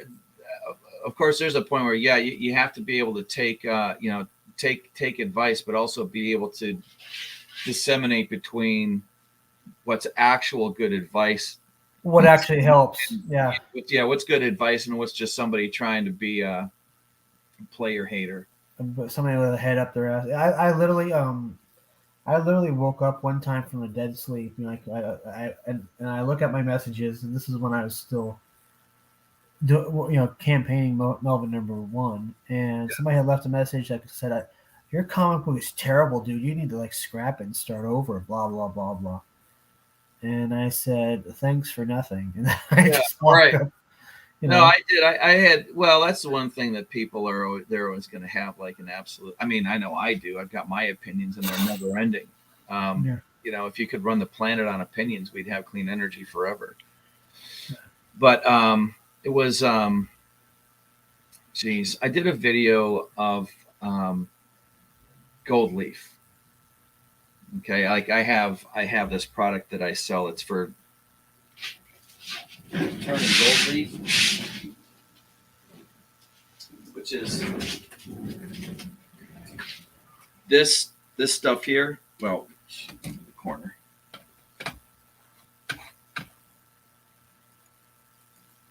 Yeah, this stuff here, this metal. Oh yeah. And you see how it's got all those that pattern in there. Yeah. Okay, depending on what kind of metal it is, you either use velvet or a really, really fine sandpaper. So I created this tool that you put it in the end of an automatic screwdriver. You can just put that pattern in there, and and I'm using make a video demonstrating how to use it, and it takes a little bit. It takes longer to make a video than you think it is, because you got to go in and edit it and see if your sound is right and blah blah blah. And I get done and I put it up there, and I get this response back a long time after it's been up there. And the guy, first of all, he goes, "Nice, I love this. Nice little video." Oh, okay. Thanks. Yeah. Right. Yeah, Thank you for nothing. Yeah, right. Nice little video. His critique wasn't about anything that the video was about. You want to take a guess at what it was? Was it the art? No, not the art. It didn't actually. It wasn't the tool. It wasn't the gold leaf. What was it? Okay, you ready for this? Right. You know that logo that I have that's got that, it says identity crisis, and then it has the upside down triangle with the eye in it. Yeah, that was it. He thought that which is one of the reasons why I put it in there at all, was because I thought it would be fun to tweak out conspiracy theorists and stuff like that, but I also wanted my logo to look like money, so that people would actually have be under the impression that the stuff that I do costs money. Yeah. I would just a little subliminal message. This is going to cost you, get ready to, to dig deep. Yeah. I don't even know if I should be talking and drawing at the same time, but anyways, that was his critique, that I shouldn't be, putting symbology like that in my logo, because it's the Masons and the Scottish Rite and the Illuminati and all the all this stuff, without once, these people, they don't ask themselves if this person probably knows what they're doing and they're doing it anyways. Right. Or two, are they really going to care? Well, you also got the people who they haven't done a campaign, they've never made a comic book, but yet they're an expert. Oh, I know. Simply because they got a YouTube show and they think, well, I have a YouTube show, therefore, and I've seen a number of other people do campaigns, so I'm an expert at campaigning. Yeah. Meanwhile, and then there's me talking about all the stuff that I don't know, and I'm like, this gotta be getting aggravating after a while. People listening to me talk about how I am super hyper aware that I don't know what I'm doing, and that's the whole reason why I'm doing this at all. Right. Well, I mean, I think people can deal with that more than somebody who's like, well, you're doing it wrong because, I have a YouTube show and I interview, it's like, yeah, I watch football, but I'm not an expert on football. Right. Right. No, I know it's without a doubt.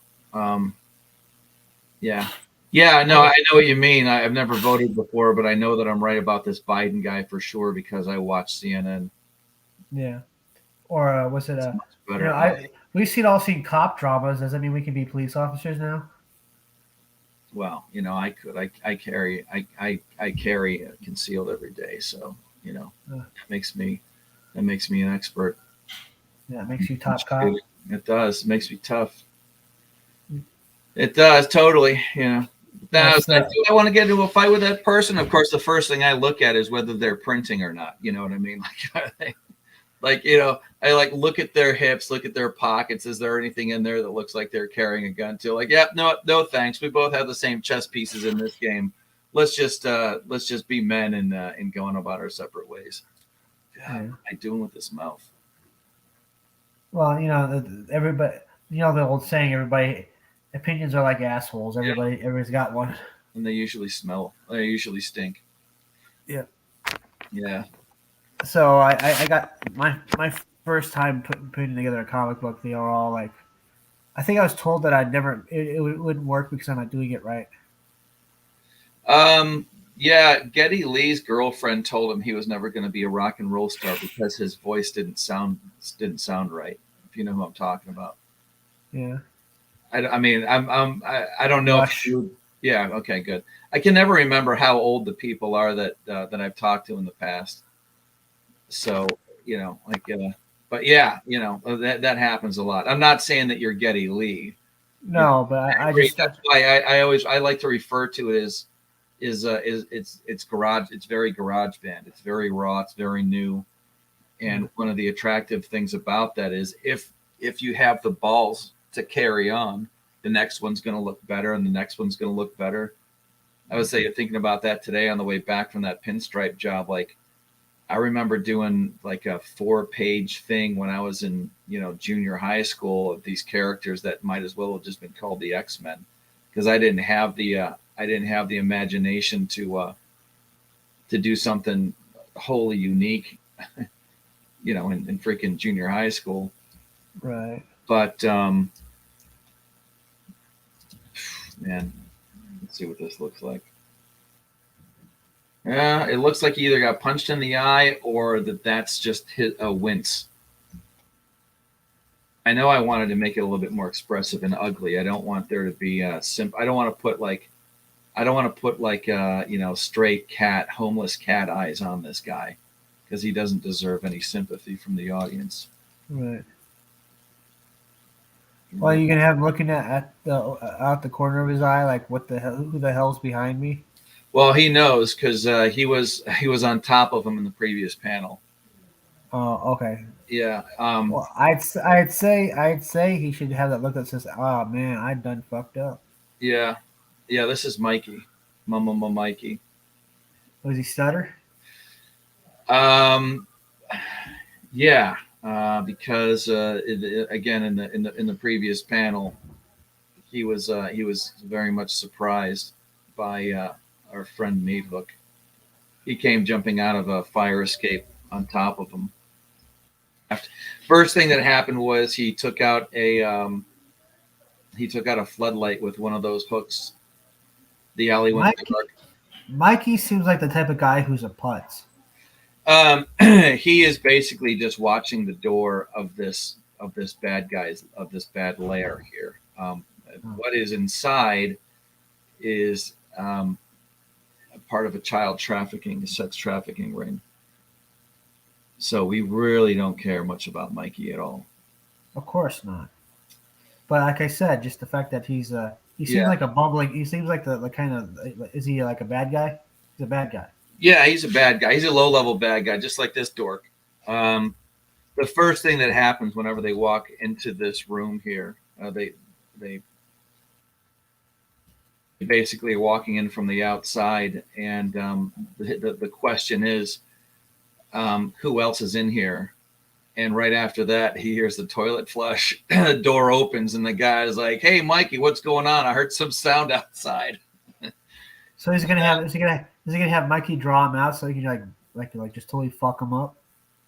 Well, Mikey doesn't get got by meat hook. He's basically here. He's holding him there with these razor sharp hooks, and manages to plant a nice, roundhouse into this slob, knocking him back into the bathtub. Oh, he's still using him for a human shield, pretty much. Yeah, he's using him for a human shield. Yeah, you're going first.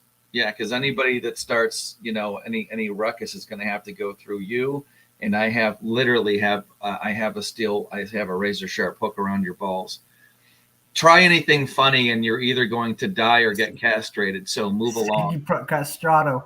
Yeah, falsetto. So is he gonna have him go all the way to the boss's door and have him knock on the door and say, "Well, hey, that's boss, the thing. Right now, he's looking for his daughter. Right. His daughter's been kidnapped. He's looking. Oh, that's right. Yeah. And here, this is actually a couple of months after that's happened, because we needed time to develop this thing. While we're looking for her. We're dealing with a corrupt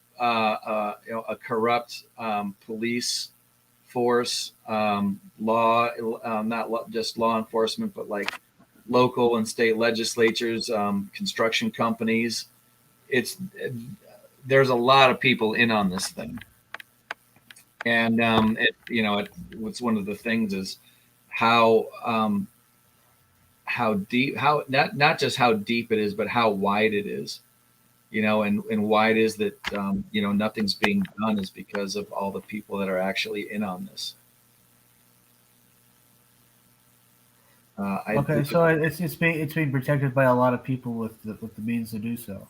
Yeah, it's being protected by a lot of people, and that's the thing. It's not like it's also one of those. Not all cops are bad.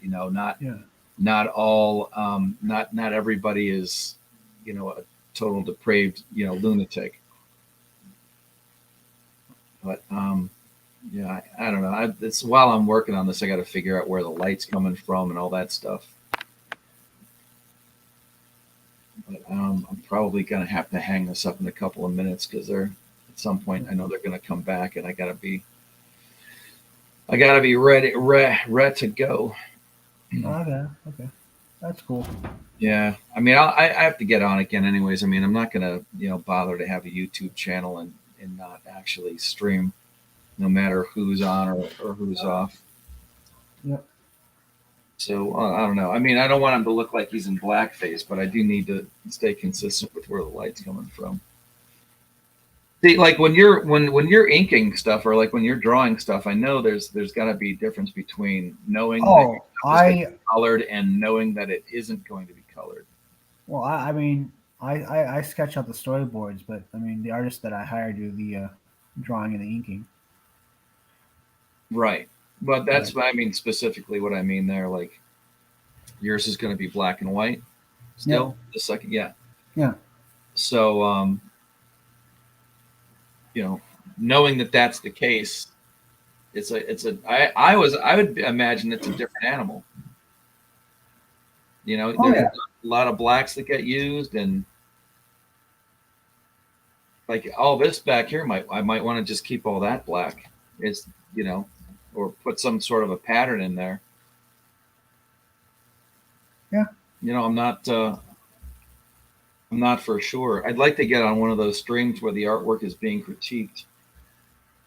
Because there's some places where I'm just, I'm lost on some of this. Come on.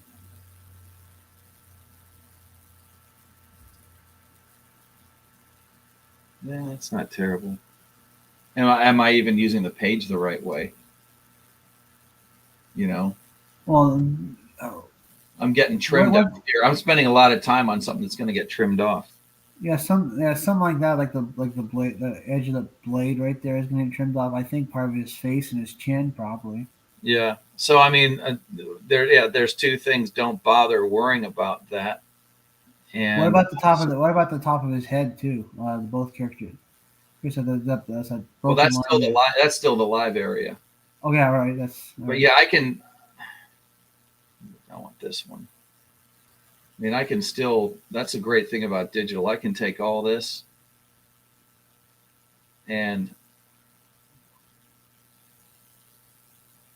shrink it down. Which I might do. Because I mean, he's Mikey being in this position is not the important thing. Meat Hook being the guy who's like, looking over and being like, hey, you're in the wrong place at the wrong time, guy walking out of the bathroom. Like it's this, hey, Mikey, what's making all that noise out there? Oh shit, thud, bonk, and then, all right, let's continue. You were saying it's basically one of those. It's going to be you were about to tell me who else is left, and then go on from there. So I don't know, man. This is going to take a bit. I trust you know what you're doing. Yeah, well, that makes one of us. Yeah, as long as I'm writing on or inking on the right layer. Yeah. So anyway, I'm still, and that's the thing. I'm finding my feet. I'm still trying to find my feet in so many different aspects. So how many pages you got in the can? Scripted, 32 scripted. 32 scripted. Right, but like actually in production. I'm doing them from beginning to end. So I actually printed this. I printed this one out so that I could see kind of what it would look like, actual size. Oh, that's cool. That's a good idea. Go solo.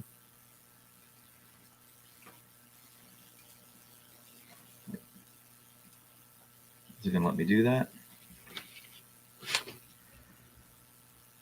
Or no?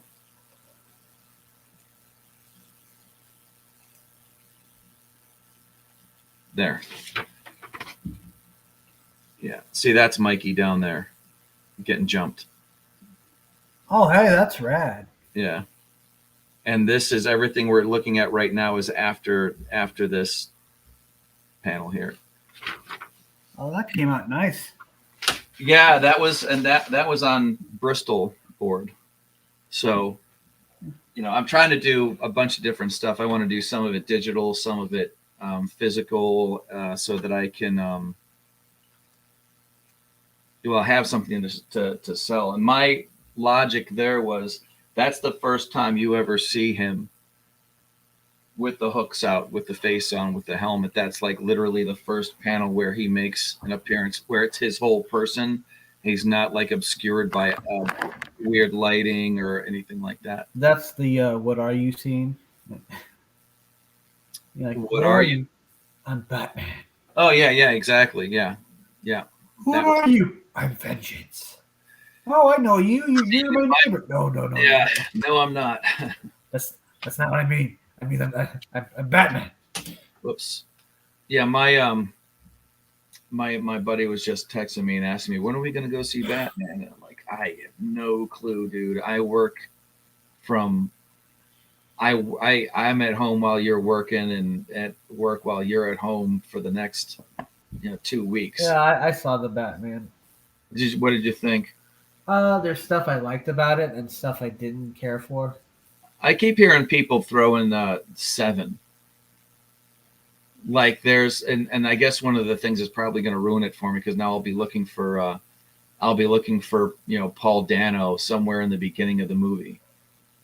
Like, oh, he was there the whole time, and you never knew. Yeah. Well, I mean, I like the mystery aspect of it. Yeah, it's But supposed I to don't be a know. detective story. Yeah, but at the same time, I'm like, I don't know. It's some parts of it seem kind of stupid. Does Jeffrey Wright do a decent Jim Gordon, Yeah, honestly, or is he like a non-character sort of? he well, he kind of reminds me of like a parody of Gordon in a sense. Like it's somebody playing Gordon, but playing kind of like a parody of him. Is overacted? I don't know. It's overacted. I just kind of almost imagine it being like a joke, because I mean, like Gary Oldman to me was Commissioner Gordon. Yeah. Yeah, he was just this tough ass, street. Yeah, he was an actual cop. Yeah, he was a cop. Yeah, and you got to see that arc. Yeah, and then he became commissioner. And it was just like, but he had that attitude, and he barked. He didn't just give an order; he barked an order. He's like, use the curb, and they Yeah. Yeah, see that the guy that played the way they had the commissioner done in the Tim Burton movies, it was. I'm like, dude, you're Batman's supposed to be working with a cop, not a politician. And I don't know if that's, what did he feel like? Was it just like, oh yeah, it's Batman and Felix Leiter? It's the same guy that played. I don't think Michael Keaton made a very good Bruce Wayne. Me neither.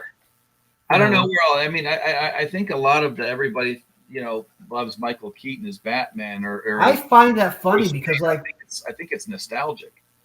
I kind of felt like back in the day, people were kind of dogging on him about Michael Keaton being Batman. Too short. Right. He's not supposed to be looking up at Vicky Vale. Yeah. And then now, my exposure to Batman, the greatest exposure to Batman at the time was Frank Miller's The Dark Knight. Right. I used to hate the '60s Batman show. Well, and that's what I mean. It was such a contrast to that show. It was like, holy shit, this is what Batman's supposed to be. And then you're like, Michael Keaton is Batman, 1989. Like they were trying to split the baby between something that was really cool and something that people. And Jack Nicholson was pretty much Jack Nicholson being Jack Nicholson as the Joker. It was not Jack Nicholson playing the Joker. He was just being himself as the Joker. Yeah, a lot of actors were like that too. I think I remember hearing, what's his name, Mr. Warmth, Don Rickles said that. He goes, "Yeah, these guys in Hollywood, those old actors like Clark Gable and Cary Grant, they weren't acting; they were just being themselves." Like, frankly, my dear Scarlett, I don't give a damn. Okay, we're gonna break for lunch. All right, let's break for lunch. Frankly, I don't give a damn about your lunch. Yeah, well, but they didn't have to act. They were just being, they were being themselves. I thought, it was not too late. I didn't think that he was too old. And if they were going to do a Batman, do a Dark Knight type thing, and the recent trilogy, give it to Clint Eastwood. I would have cast. In fact, you know what? We're gonna do this. I'm gonna save this. I'm gonna put this away, and then this will be. Here's my take on the this will be my parting gag. The '89 Batman. Okay. It was good for what we had at the time because all we had after that was Schumacher. Yeah, you had 2 Tim Burtons and 2 Schumachers, right? Right, but like the recent Batman trilogy, I thought was pretty cool. Yeah, me too. I did. I really liked it. The only thing that somebody pointed out to me is like the whole time though Batman didn't want to be Batman, and I'm like, yeah, I can see that. But besides that, it's like his struggle You know, the whole, you know, seeing his parents killed and stuff like that. That's one thing. Okay. I don't know that's like going to scar you for life or whatever. But that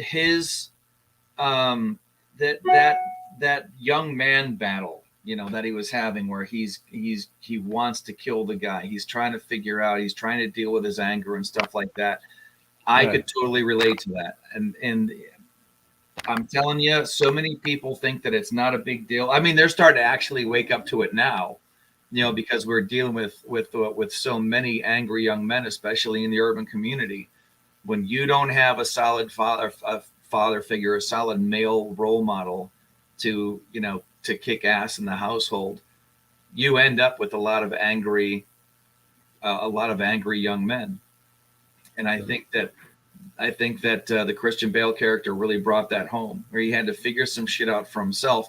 And then what do you get? The person who finally, you know, got him in line was Ra's al Ghul. Yeah. What a kick in the teeth. So I don't actually have anything set up for this, and I should, because I've been thinking about it, and I tried it out on Twitter once, but you know, I don't have like some huge following or whatever. So you and I can do this. Right.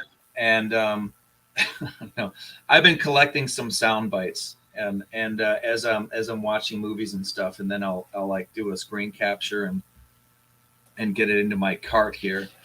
But I need to come up with something like this for this segment, and I think it's a nice, unique thing. We're gonna play casting director.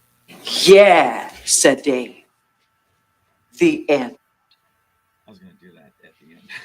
Okay, so we're gonna play casting director. You can pick anybody that you want from Rudolph Valentino all the way up, and as long as I can find a picture of him, we'll pull him up and see if the face or the shoe fits. This is something my sister and I used to do a while back. So all right, we're not. So I have to pick a name and then or an actor, and that's the person you that would cast fit. So we'll say, well, we were reading the X-Men at the time, and what she basically said was, if they made an X-Men movie right now, who would you cast to play, you know, fill in the blank? Oh. So let's go through, and we'll start at the top. We'll go now. If you really think that, you know, the person that they picked to play Charles Xavier is really great and stuff, and that is, you can give him kudos, but you can't say, no, I'm not picking somebody other than that. Like I saw Albert Finney play Daddy Warbucks. You know, they shaved his head, and there he went. You know, but if you could pick anybody to play Charles Xavier in an X-Men movie, you're going to recast the whole thing. Recast the whole thing. Oh, yeah. So who would you pick to play? I'll actually pull up my an IMDb page here. Who would you pick to play Charles Xavier if you were going to make the X-Men? So I was going to make the X-Men. Yeah, and we could limit it too. If you want to limit it to just the 80s or just the 90s. Oh shit! I can't believe they've got this Kamala Khan thing happening. No, Kamala Harris would not make a good Charles Xavier. The Freudian slip. No, I pulled up IMDb and I just started seeing the stuff come across my screen. I'm like, oh no, I can't believe they're going ahead with it. Talk about forcing the pass. Well, I mean, what other bald guy can I think of? No, it doesn't have to be bald. You can shave his head. Oh, okay. Charles Xavier always came off in any variation, like even in the cartoon, as somebody well-spoken. Mm-hmm. He was a well-spoken, and he was, you know.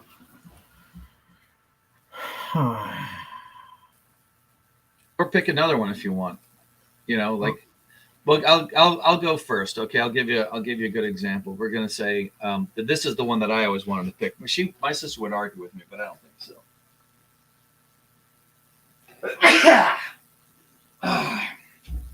Okay, ready?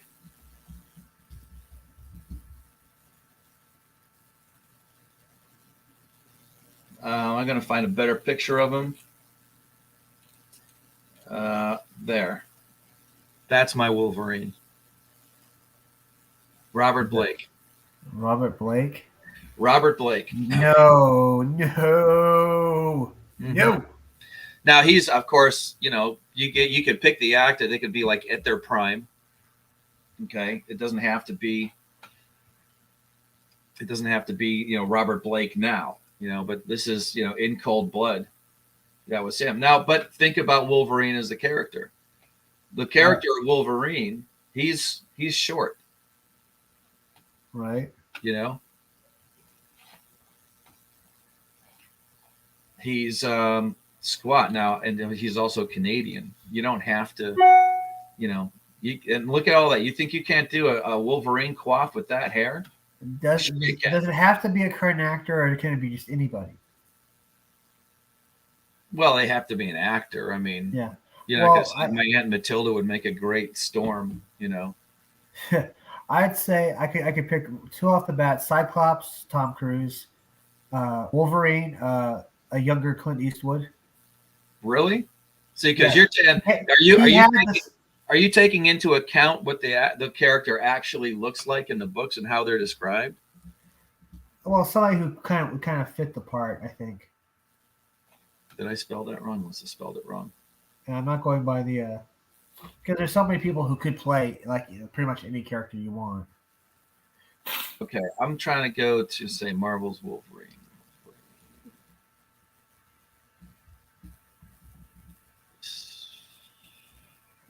Right. Okay, so let's take.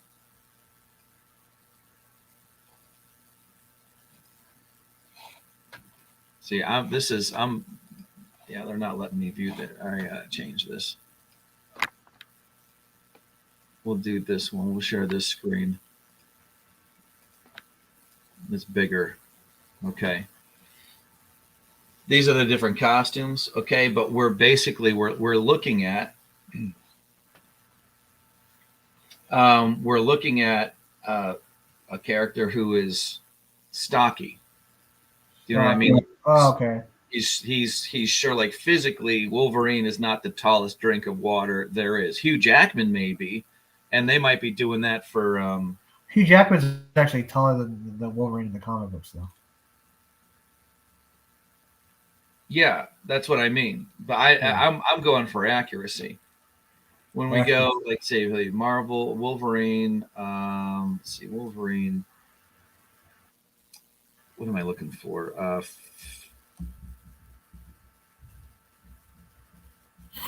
See if this even works.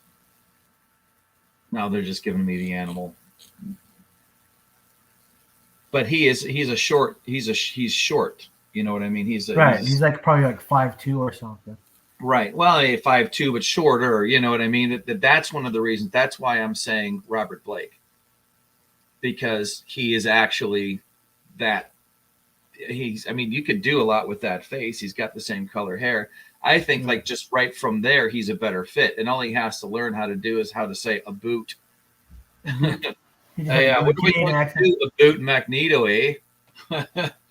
I know. For the longest time, though, like Clint Eastwood in his younger days had that or he already had that squint, like you see in the comic books. He already had that look on his face, dude. Like, and he's always playing tough guys. Right, exactly. So and that works. I'm not saying. Oh, he couldn't play it now. Now he's just this. There's no way. No, but at the time, I think at the time,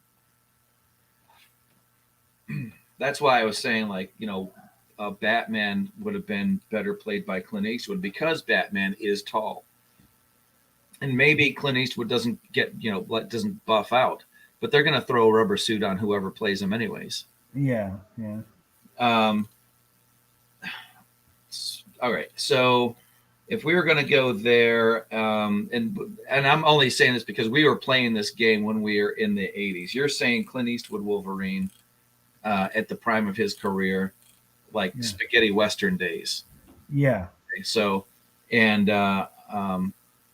this is interesting. Who will be the next Wolverine? I can see it. You know what I mean? Look at what they're doing. They actually have, a comic book accurate representation of Wolverine. Stocky, short. Tom Hardy is not the tallest person in the world either. Yeah, maybe if they give her that mustache. Make him. I mean, yeah, they had to have him up on steps and stuff when he was being Bane. You know, they had to do those camera tricks to make him look the same thing they do to Tom Cruise.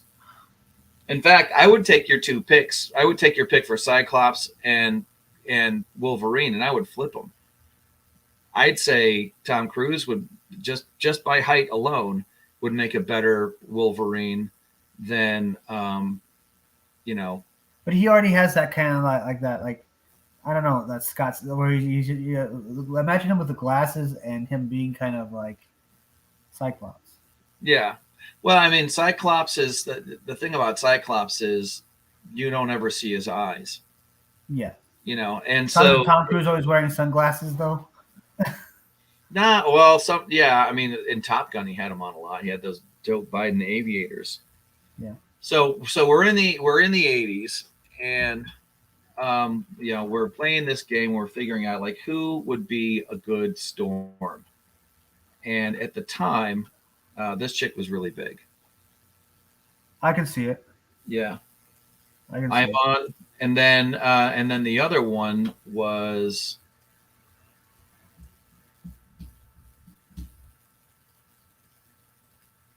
This chick, Grace Jones. No. Not as much. Yeah, she's got that. She's got that. She She's doesn't look. looking through you. She doesn't look good to look at. Huh? She doesn't look good to look at. I don't think anybody would want to look at that. Oh, she's a total. You know, I would say not a total freak, but you know, she's a lot more. She's a lot more. What do you call it? Liberal with the way she. That picture alone makes her look like she's doing modern art with her whole look. With that picture You alone, she can't- looks like an extra from like a Star Trek film, like an alien in the background. Yeah, right. But put a mohawk on this. It's not Storm. No. Yeah. Okay.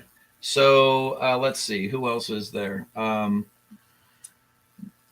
Ms. Marvel, not Ms. Marvel. Jean Grey. Jean Grey. Yeah. Who would you do for Jean Grey? Jean Grey. I've never considered her to be super descriptive. I mean, Aurora has a real specific look. Oh.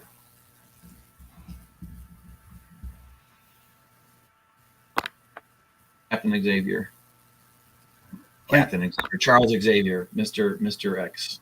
Oh, holy crap! There we go. Yeah. Who is that guy? Yul Brenner, Westworld. Favorite. Yeah. I think so. I think you got it. That would work. Actually, damn. Okay. Now you can put anybody in blue makeup. Did you like? I liked that second X-Men movie. I liked that version of Nightcrawler. Yeah, that was all right. The third X-Men was where it all went wrong. Yeah. Generic mutants, and it had like a convenient tied up ending when every X-Men comic book always had kind of like an open ending where something else would eventually happen. Right. So let's see. So you were saying for Cyclops. Cyclops is, you know, this is good that we're kind of doing this impromptu, because I've got what, you know, if I was gonna do this, like pick a comic book movie that you're gonna cast. You can do anybody except for who's currently cast, and so who would you pick? This is probably something that I would want to think of. How about for Jean? How about Anne Margaret? Let's see.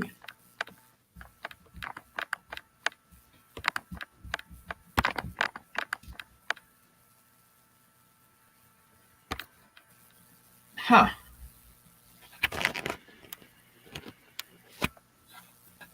That's interesting, because I've seen I'm more aware of her later career than her earlier career. Look at the fifth picture. Yeah, no, I know what you mean. This picture right here. Yeah, if you could pluck them out of time, that's a good one. Yeah. But I remember she was the mom in. I remember her in. Why can't I? Any Given Sunday. Yeah, if you can make a movie based on plucking people at a time, you have a lot more choices.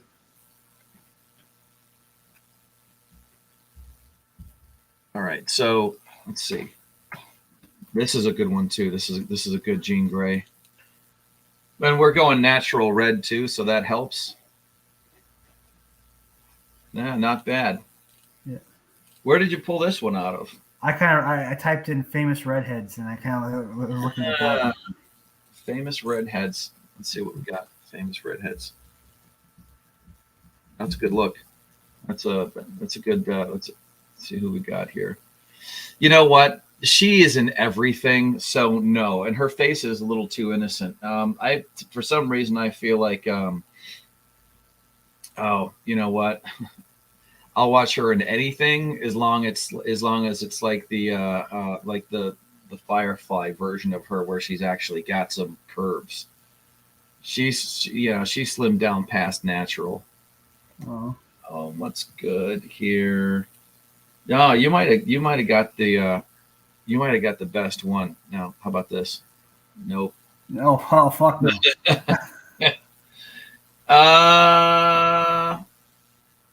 Who is this? I'm not seeing it though. She looks like she's on drugs. Not Susan's around. No.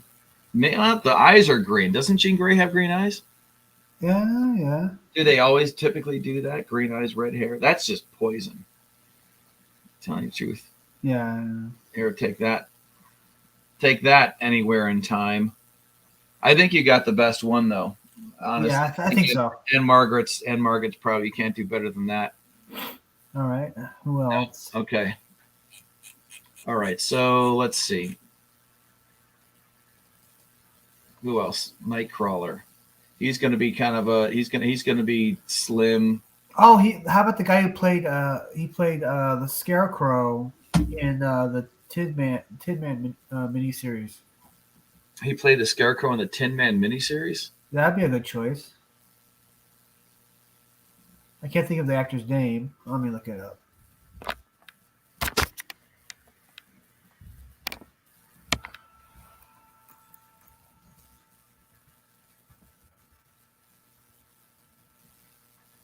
He played the Scarecrow? I believe so, yes. This guy on the right? No, wait, who is the Scarecrow? Oh, yeah. Isn't that the same guy, though? Or no? Simon Boswell. I don't think so. Yeah, let me look at IMDb.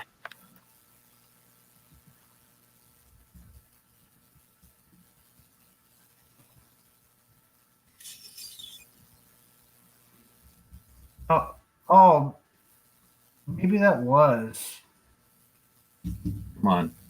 Yeah, maybe I just picked the guy who actually did play him. I was going to say, he kind of looked. Never mind. Forget that. Yeah, he was in 2007 miniseries. Yeah, Alan Cumming, right? Yeah, never mind. He already played Nightcrawler. Man, this is taking forever. Yeah, he was already Nightcrawler. Yeah, and the X-Men. GoldenEye. That's who he was. Boris Grushenko. A good Nightcrawler.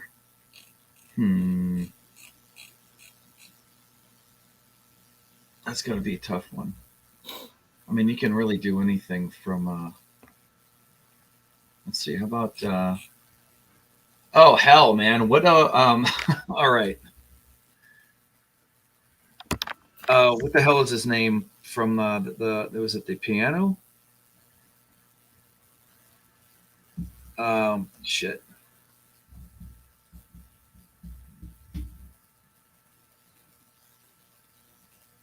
There. What do you think? For Nightcrawler. What am I looking at? Adrian Brody. Oh, the guy from Predators?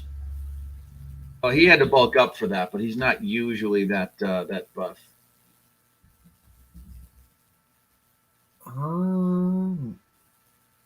It. Wait. No, Hold I know on. he's got a schnoz on him, but he's got that triangular face. Put some pointed ears. Put some pointed ears on him and a prehensile tail. And remember, we're talking about at any time we can do a younger, not a current Adrian Brody. Possibly. Yeah, could be. Could make. I mean, it depends what you can do with that actor, like visually. Ben Foster was Angel.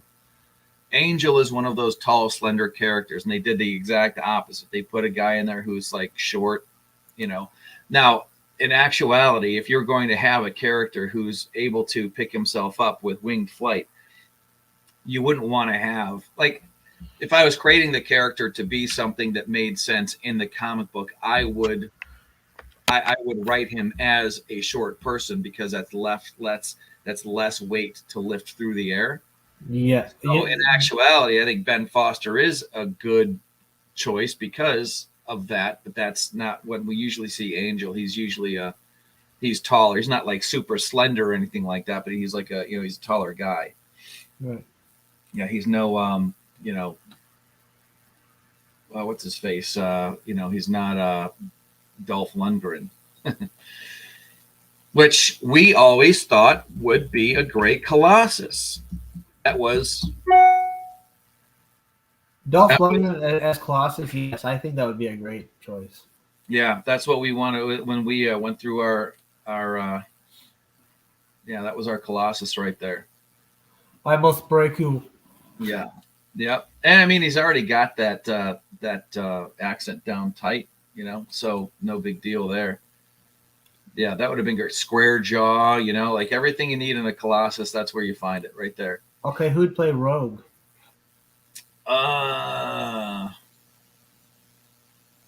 Famous skunk hair.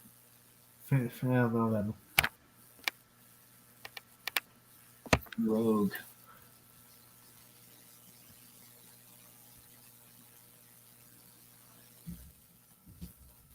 Oops. How about Crystal Bernard back? I mean, when she was in that show Wings, she did the accent pretty well. All you have to do is dye her hair. Am I doing this wrong? It's Rogue, not Rouge.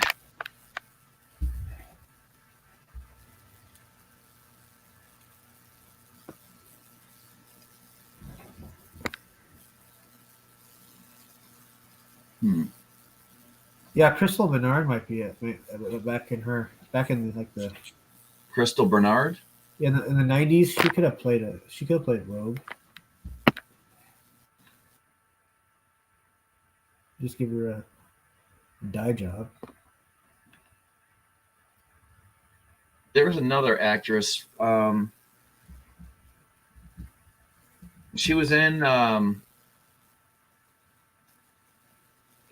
this. I'm going to have to IMDb. And she was in Bandits.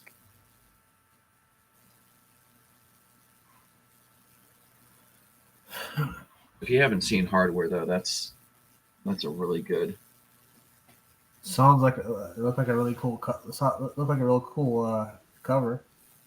Yeah, it was a Dermot Mulroon. No, Dylan McDermott.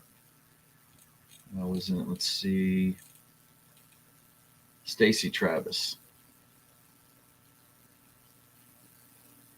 Now that's her now. But back in the day,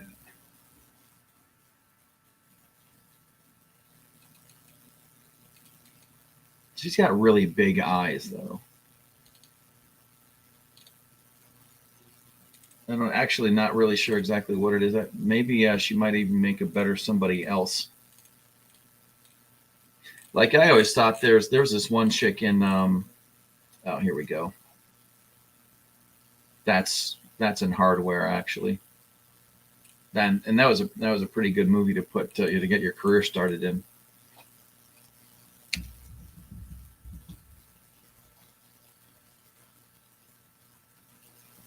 Yeah, see, that's a nice young face.